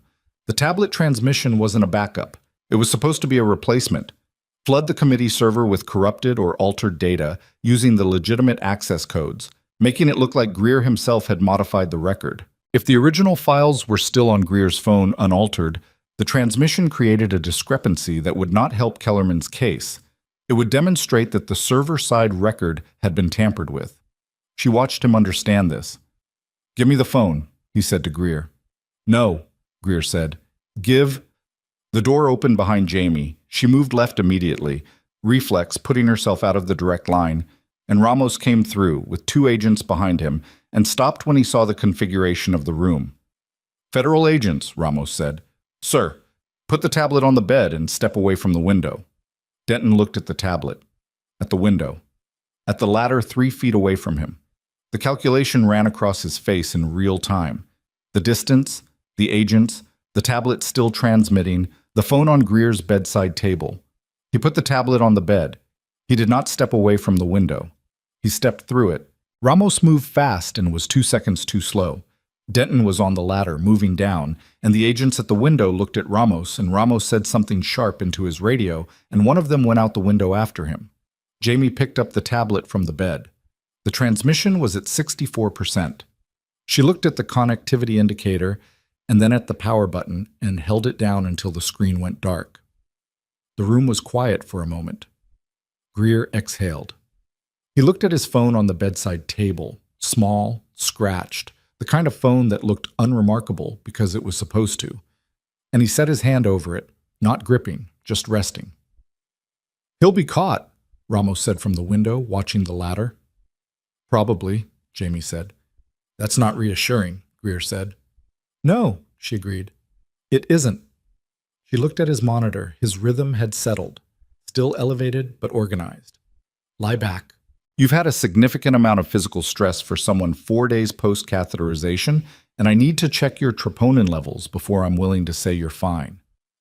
"I'm not fine," Greer said, but he lay back. Awesome.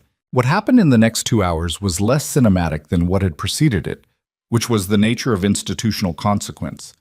It moved through paperwork and phone calls and the grinding authority of process rather than through corridors and ladders and voice memos sent under pressure. Kellerman was detained in the administrative corridor by building security and 2 federal agents 17 minutes after Caldwell received Jamie's recording. He did not resist.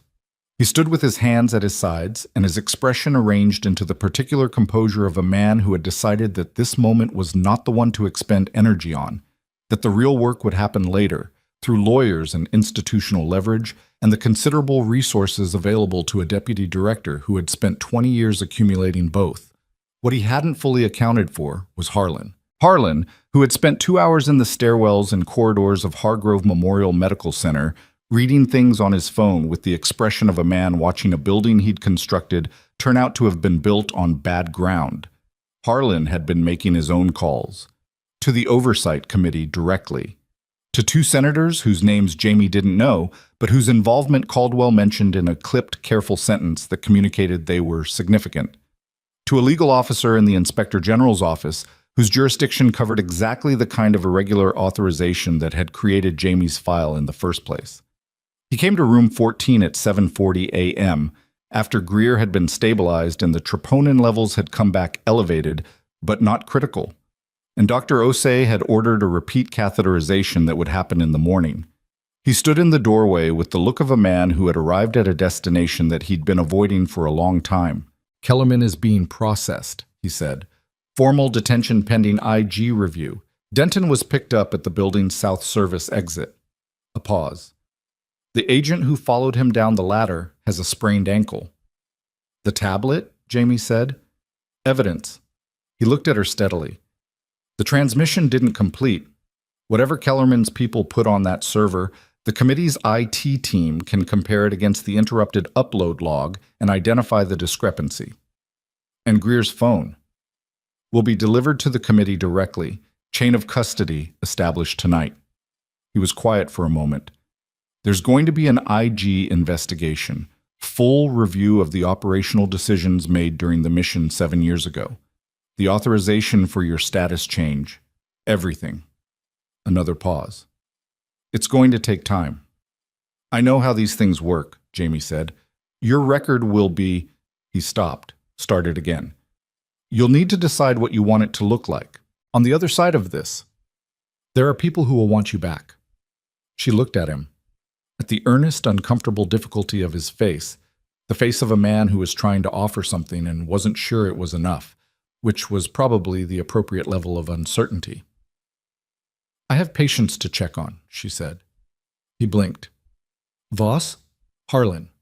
I have been awake for 20 hours. I have a bruised shoulder, 4 patients I haven't properly documented, a medication error I caught and corrected in Dr. Phelps's orders that I need to address before I go off shift, and a charge nurse coming on at 7 a.m. who I owe a full handoff to.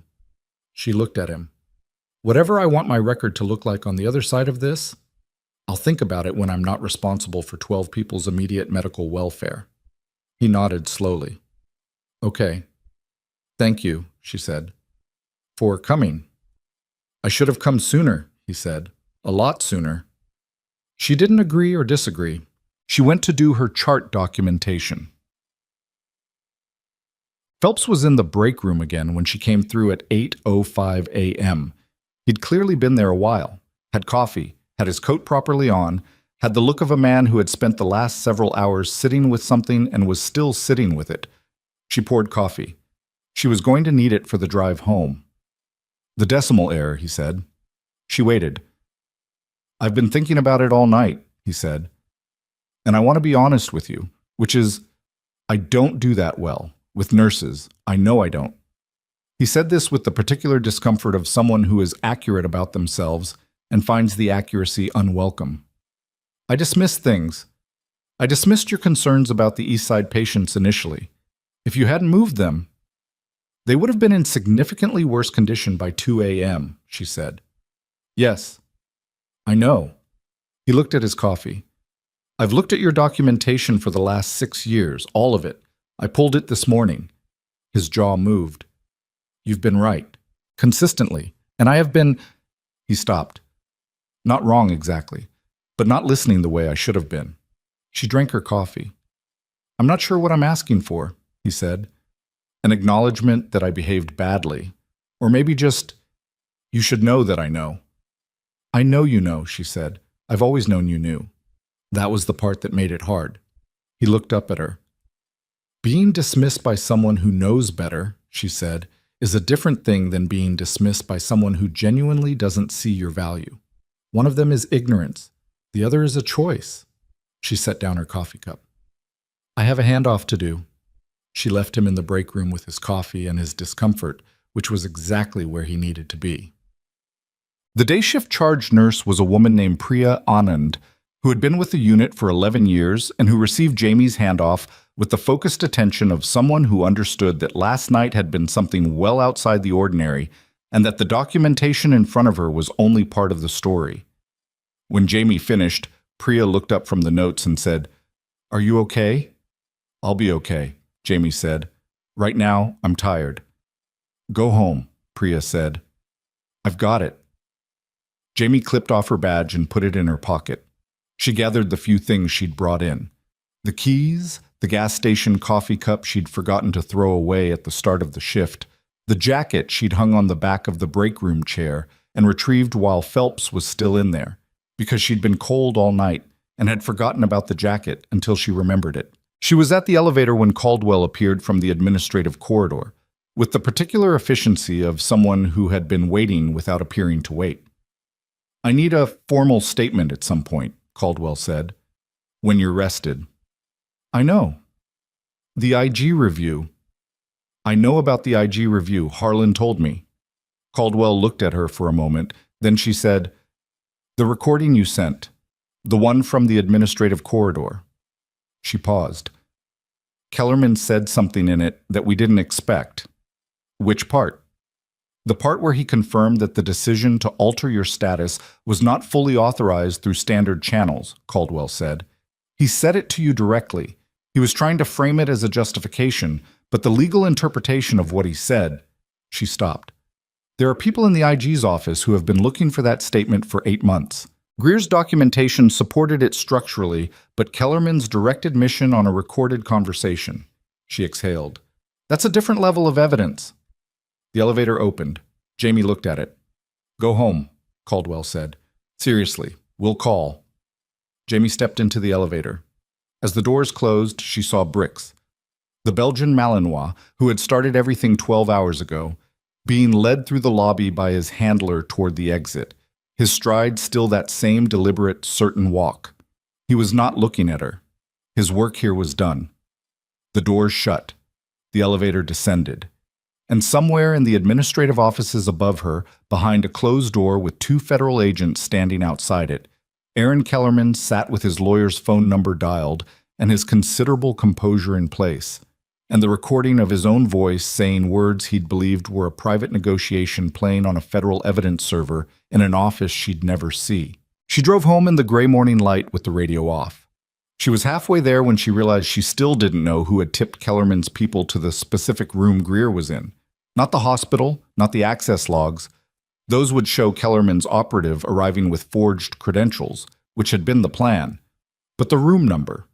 Greer was listed under a modified name in the system, a standard patient privacy protocol, the kind that kept journalists and uninvited family members from finding patients.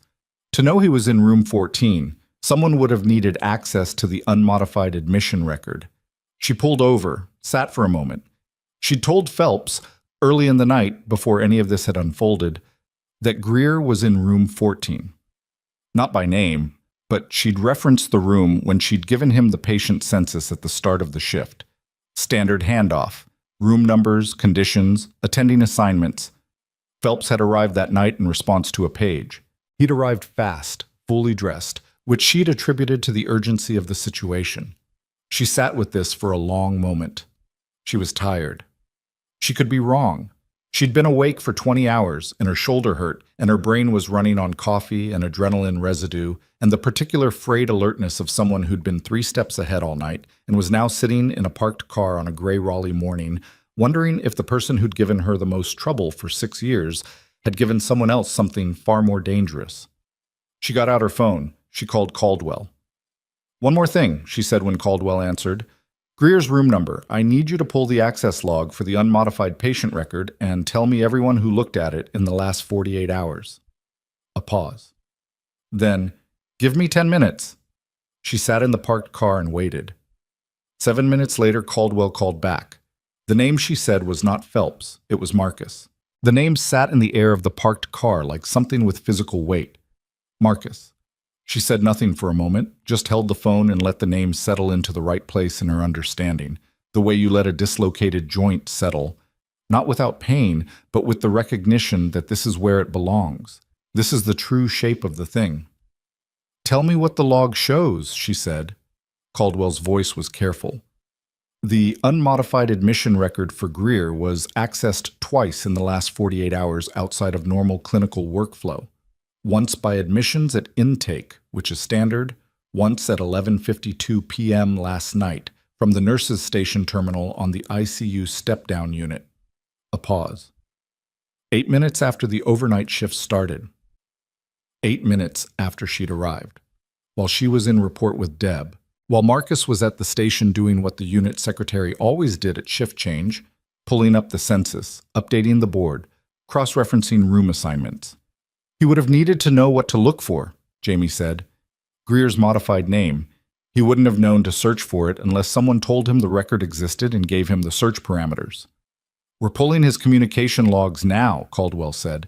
"Personal phone records will take a subpoena, but his hospital-issued accounts, email, internal messaging. Those we can access immediately with the incident authorization." Another pause. Shorter. "Jamie, I'm sorry. I know he was—" "Do what you need to do," Jamie said. "I'll be available when you need a statement." She ended the call. She sat in the parked car on a gray Raleigh morning, and she thought about Marcus, 24 years old, 4 months on the unit, the kind of young man who remembered how everyone took their coffee and laughed at his own jokes before he finished telling them, and had sat across from her at the nurses' station for the entirety of a night that had nearly killed multiple people. She thought about his face when she'd told him to pull the HVAC schematics, the way he'd gone pale, the way she'd read it as alarm at the situation and not at being asked to retrieve information he'd already known was relevant. She thought about what it costs someone to be recruited by people like Kellerman, what they offer, what they threaten, what a 24-year-old unit secretary with 4 months on the job and no institutional protection looks like to someone who has spent 20 years identifying and leveraging exactly that kind of vulnerability. She was not going to excuse it. 3 patients had been exposed to a chemical agent. Calloway had coded. Greer had spent the night in a room with someone trying to erase 8 months of his life. Whatever Marcus had been offered or threatened with, the outcomes of his choice had been real and had landed on people who deserved none of it. But she also knew, in the way that 20 hours of exhaustion makes certain truths harder to avoid, that Marcus had not built the system that made him useful. He had not designed the operation or authorized the chemical agent or created the conditions in which a young man with a hospital access terminal became a viable point of entry for something this serious. He had been a door that someone else had found and opened. That didn't change what he'd done. It changed how she felt about it. She pulled back onto the road and drove home. She slept for 6 hours. Not peacefully. She woke twice, once at the distant sound of a truck on the street outside, and once from something internal that had no external cause, the body's own alarm system running drills. But 6 hours was what she had before her phone started generating activity she couldn't ignore. The first call was from Caldwell at 3:15 p.m. Marcus had been brought in for questioning at 11 a.m. His hospital-issued email showed 3 messages over the past month from an address that resolved to a relay server, untraceable in the casual sense, traceable in the federal sense, containing what appeared to be a series of requests framed as information gathering. Benign questions at first: patient census logistics, unit staffing patterns, the kind of thing that could be rationalized as background research for something legitimate. Then, 6 days ago, a request for the room assignment of a specific patient admitted under a modified name, and a payment, not large, not dramatic, $3,000 moved through a platform that processed enough transactions daily to look like noise. Deposited into an account that Marcus had opened 2 months ago at a bank 2 neighborhoods from his apartment. He's cooperating, Caldwell said. Fully. He's been talking since 11 and he hasn't asked for a lawyer, which his public defender is going to be very unhappy about when she arrives. What did they tell him it was for? Jamie asked. Insurance fraud investigation. They told him the patient in room 14 had filed fraudulent claims and that they were a private investigation firm contracted by the insurer. A beat. He didn't know what the information was going to be used for. I want to be clear that that doesn't mitigate what happened. I know, Jamie said, but the DA's office will take it into account. She sat with that for a moment, thought about a 24-year-old who had believed a cover story because it was designed to be believed, who had been paid $3,000 to look up a room number and had had no mechanism to understand what that room number was going to be used for. Who would now spend however long dealing with the consequences of a decision he'd made in 30 seconds for reasons that had seemed, in the moment, almost reasonable. Make sure the DA knows he cooperated, she said, immediately and fully. I will, Caldwell said. The second call came at 4:30 p.m. from a number she didn't recognize. She almost didn't answer. She answered. The voice was a woman's, measured, professional, with the particular precision of someone who has been in high-level institutional conversation so long that even casual speech carries the cadence of prepared remarks. Ms. Voss, she said, my name is Irene Whitfield. I'm the chair of the Congressional Oversight Committee currently reviewing the operational records from the Delvane mission. Jamie sat up. I understand you've had a significant 24 hours, Whitfield continued. I'm not going to take much of your time today. I wanted you to hear directly from me that your recording from last night, Deputy Director Kellerman's direct admission regarding the authorization for your status modification, has been formally entered into the committee record. In addition, Walter Greer's documentation, delivered to our secure server this morning via chain of custody transfer from Agent Caldwell's team, is intact and verified. And the tampered upload? Jamie said. Identified, flagged, and preserved as additional evidence of interference with federal proceedings. A pause. Ms. Voss, we've been looking for the full picture of what happened in that operation for 8 months. What you did last night, the recording, the preservation of the tablet, the patient documentation that put the chemical agent on the record, has given us a complete case. Another pause, this one with something in it that was not quite official. I also want to say, personally, that what was done to your record was wrong. The committee intends to address it formally. Jamie looked out the window of her apartment. The afternoon light was the specific flat gray of a Raleigh October, the kind that wasn't quite overcast and wasn't quite clear, sitting undecided between two states. What does formally address it mean? She said. It means your service record will be corrected. Your status restored to honorable discharge, with the operational citations you earned prior to the Delvane mission reinstated. Whitfield's voice was careful. It also means that certain people will face consequences. Kellerman's detention is the beginning, not the end. I know how these things move, Jamie said. Months, probably longer.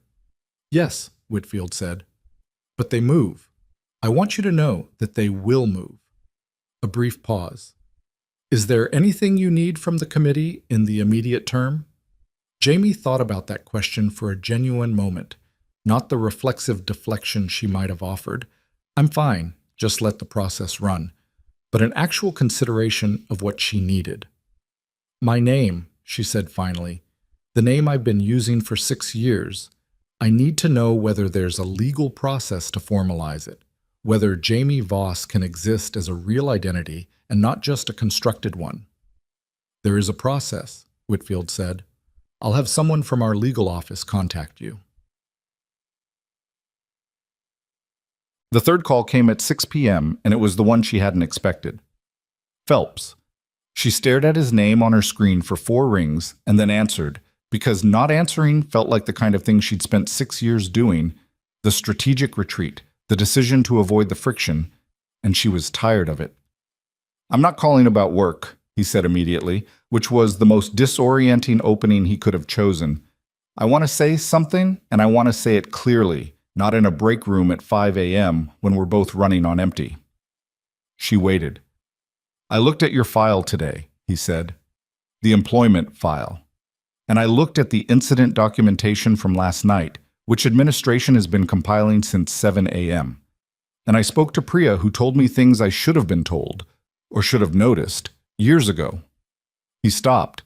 "You have been the best clinician on my unit for 6 years, and I have spent 6 years behaving as though your observations required my endorsement to be valid. I was wrong about that. Not sometimes. Consistently." She was quiet. "3 patients were moved before the exposure became critical," he said. "Calloway survived because the crash cart was positioned before the power cut. The decimal error was caught before it reached the patient." His voice had the specific texture of a man dismantling something he'd built over a long time. "None of that was me." "You wrote good orders," she said, "most of the time." "That's a very generous construction," he said. "I'm tired," she said. "I don't have the energy for anything else." A short pause, then something that was not quite a laugh, closer to an exhale with rueful acknowledgement in it. "Fair enough. I wanted you to know, that's all." Another pause. "The federal people, they're coming back tomorrow to complete the investigation. If you need anything from me, a statement, anything, I'll say exactly what happened, exactly what I saw you do." "Thank you," she said. "It's the minimum," he said. "But yes." He ended the call. She sat with the phone in her hand for a moment.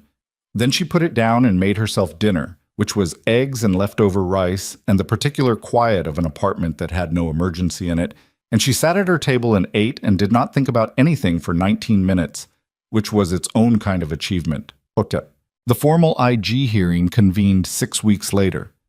Jamie had been given leave from Hargrove during the investigation, paid, which had required a specific intervention from the hospital's legal department after the initial HR instinct had been to treat the situation as a liability issue rather than an employee protection one. She'd spent the 6 weeks doing the things that getting your life corrected requires: meetings with the committee's legal office, a deposition that lasted 4 hours in a room with fluorescent lighting and bad coffee, 2 separate interviews with federal investigators who were competent and thorough and asked good questions that she answered completely. She also, during those 6 weeks, slept properly for the first time in what felt like a long time. Went running 3 mornings a week in the gray October light. Called a woman she'd been friendly with before the night of October 14th, a nurse from a different unit named Rosa, who'd texted twice during the leave to ask if she was okay, and had lunch with her and told her the parts of the story she was legally able to tell. And Rosa had listened with the focused attention of a good nurse and said, at the end, "So you saved the building and then went back to chart." "I hadn't finished the documentation," Jamie said. Rosa had looked at her for a moment and then laughed, not at her, but at the specific absurdity of the thing, the way that genuine crisis eventually resolves back into paperwork, because paperwork is how the world maintains continuity. Jamie had laughed too. It surprised her. It felt like something unclenching.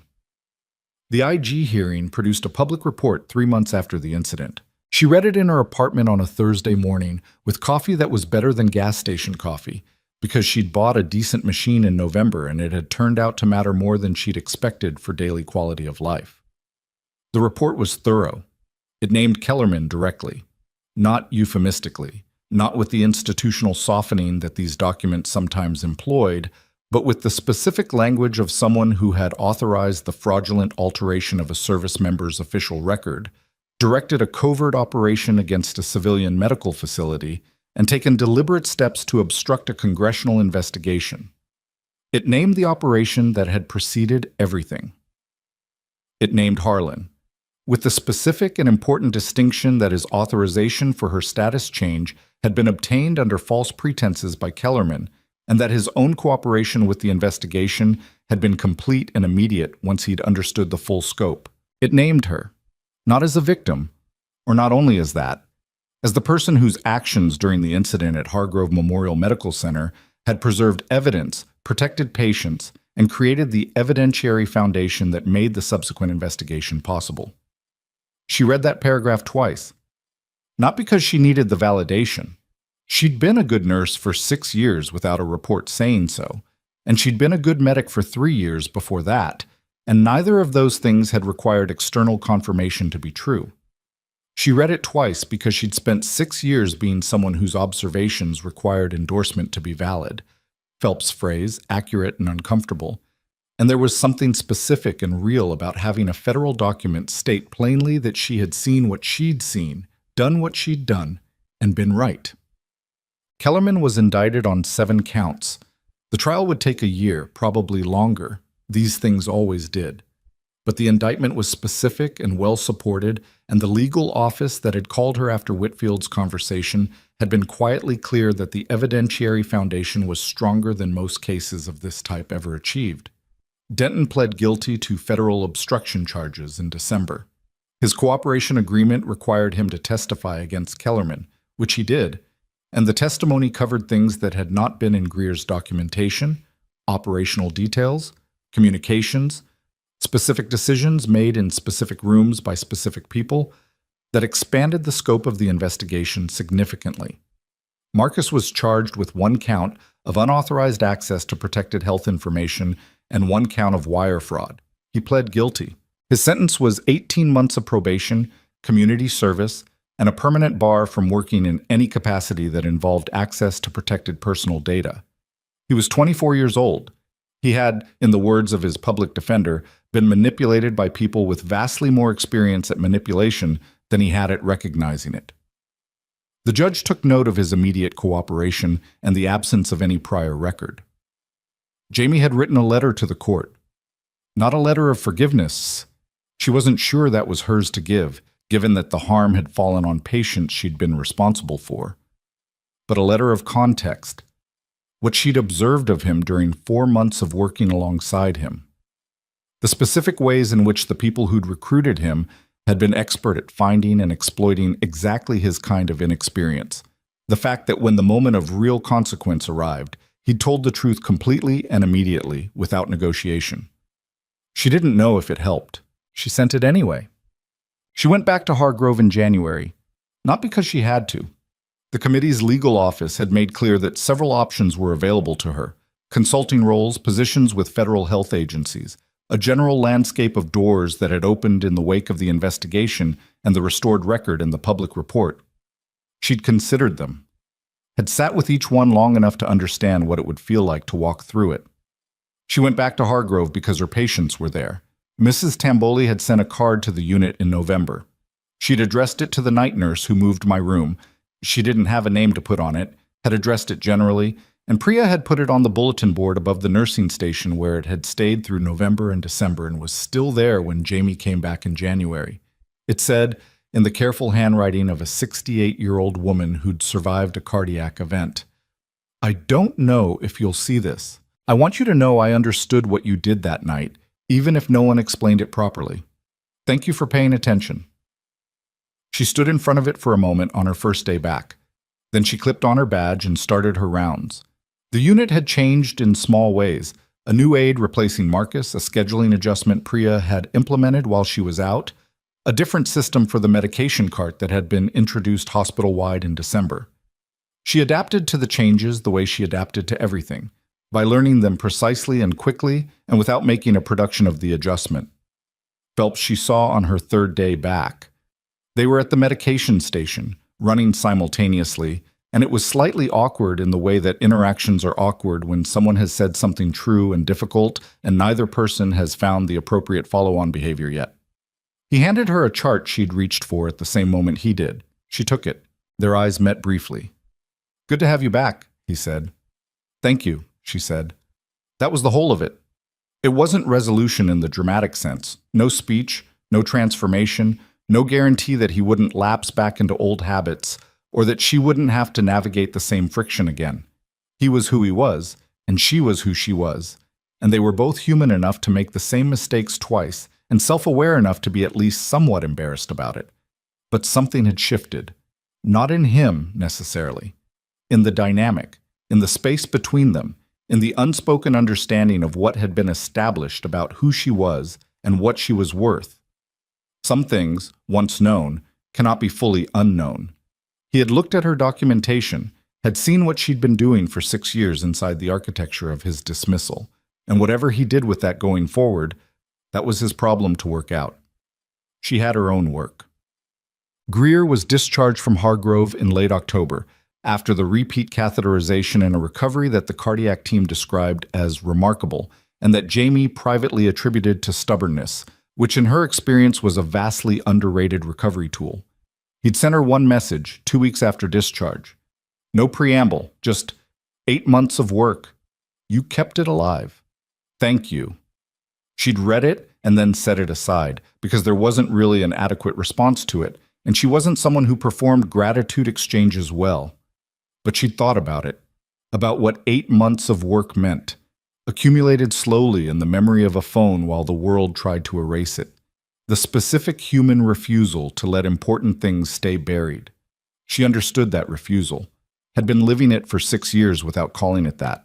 Harlan she spoke to once more in February, in a phone call he'd initiated to tell her that her service record correction had been finalized and that her discharge status had been formally changed in the official registry. No ceremony, no letter. Just a fact, stated plainly, in the voice of a man who knew that plain stating was the minimum owed. There will be citations reinstated formally in the spring, he said. If you want them. I'll think about it, she said. Voss? He stopped. Started again. Jamie, for what it's worth, what I saw you do that night, the patients, the building, the evidence, all of it, under conditions that would have broken most people. He stopped again. I'm sorry it took 7 years and a federal incident for anyone to see it properly. She thought about that for a moment. It wasn't invisible, she said finally. It was just inconvenient. There's a difference. A pause. The people it was inconvenient for were looking at the wrong things. That's their failure, not mine. A long quiet on the line. Yes, Harlan said. That's exactly right. Look, she was on a Saturday evening shift in March when Caldwell came through the ER doors. Not in her federal gear, not in the dark jacket with the agency credentials, but in a regular coat with the off-duty quality of someone who'd driven somewhere for a reason that wasn't official. Jamie saw her from the nurse's station and waited. Caldwell came to the station, looked at the unit, at the controlled, purposeful activity of a functioning hospital floor, the monitors, the ordered motion, the specific dignity of people doing careful work in the service of other people's survival. Kellerman's trial date was set this morning, she said, March of next year. The prosecution's case is... She shook her head slightly. Strong is an understatement. Good, Jamie said. I thought you'd want to know directly. I appreciate it. Caldwell looked at her for a moment. Then she said, Can I ask you something? Yes. You had the voice memo running before he said anything incriminating, before he admitted anything. You started the recording when I told you he was asking for you by name. She looked at her steadily. You knew he would say something he shouldn't. I thought he might, Jamie said. Kellerman is a man who has been the most powerful person in every room he's been in for 20 years. When he finally has the conversation he's been managing toward all night, he's going to explain himself. Not because he's careless, because he believes the explanation is compelling enough to work. And you let him explain. I asked good questions, Jamie said. He did the rest. Caldwell looked at her for another moment. The particular assessment of someone revising their understanding of events they thought they'd already understood completely. Okay, she said. Then, thank you for what you did that night. I know that's inadequate. It's fine, Jamie said. It was my building. Caldwell left. Jamie went back to her rounds. There's a thing that happens to people who have spent significant time being seen as less than they are. A specific internal accommodation, like a joint that heals slightly wrong after an injury. It works. It holds weight. But there's always a place where the old damage lives, and some mornings you feel it more than others. She felt it sometimes. Still. In small moments, when a new physician talked over her in rounds, when a family member looked past her to find someone with a different title, when the automatic assumption landed that she was support and not substance. She felt the old accommodation activate, the learned patience that had kept her functional for 6 years inside a structure that didn't fully see her. The difference now was that she knew it for what it was. Not a permanent truth about her value, just friction. Just the ongoing work of being a person in a world that is constantly making incorrect assumptions and having to be corrected. She was good at correction. She'd been doing it for 6 years without anyone noticing. She noticed now. On a Thursday in April, she was on a mid-shift when a new nurse was oriented to the unit. A young woman named Dara, 26 years old, 12 weeks out of her program, smart and nervous in equal measure, with the particular alertness of someone trying to absorb everything simultaneously. Jamie was assigned to mentor her for the first 4 weeks. They were at the medication station at hour 3 of the shift when Dara flagged something in a patient's chart. A small thing. A potential interaction between 2 medications that had both been ordered independently by different physicians and hadn't been cross-checked. She flagged it tentatively, in the way that new nurses flag things when they're not sure whether their observation is worth saying out loud. "Say it clearly," Jamie said. Dara blinked. "What?" "Whatever you just noticed. Say it like you know what you saw, because you do." Dara straightened slightly, stated the observation. She was right. She'd caught a real interaction, one that could have caused a problem if it had gone to the patient unchecked. Jamie walked her through the process of flagging it formally, through the right channel, in documentation language that couldn't be dismissed or overlooked. "Does it always work?" Dara asked. "Documenting things. Does it actually change anything?" Jamie thought about 6 years of charge notes and shift reports and careful paper trails built in the shadow of a structure that had kept telling her, in 100 small ways, that her judgment required someone else's signature to be real. "Not always immediately," she said, "but it builds. Everything you see clearly and write down accurately. It accumulates." She looked at the chart. "And then one day, it matters in a way you weren't expecting, and you'll be glad it's there." Dara nodded, filed the flag. Watched it generate an alert that pulled the prescribing physician's attention within 6 minutes, resulting in an order modification that would protect a patient who would never know anyone had been paying attention. Which was, Jamie thought, exactly how it was supposed to work. Not with spotlights. Not with the kind of recognition that required an audience. Just with the daily, unremarkable commitment of someone who noticed things and refused to let the noticing be talked out of them. Someone who understood that the work was the point, that the work had always been the point, and that the value of it didn't require anyone's endorsement to be real. She'd known that, she thought, before any of this, had kept knowing it through 6 years of being treated like she didn't. That was the thing nobody had managed to take from her. Not Kellerman, not the mission, not the altered record, not the name that wasn't hers, not the physician who'd spent 6 years treating her observations like optional input. None of it had touched the part of her that knew what she saw and trusted herself to see it. She finished her shift at 7 p.m., did her handoff, changed out of her scrubs, walked out through the main entrance into the April evening, where the air was finally doing what April air is supposed to do, turning toward warmth, carrying something green in it, the particular smell of a season that has decided to commit. She didn't look back at the building. She didn't need to. She was coming back tomorrow, and the day after that, because this was her floor and her patients and her work, and it had been, through everything, the one thing that was entirely and completely hers. That was enough. That was, it turned out, exactly enough.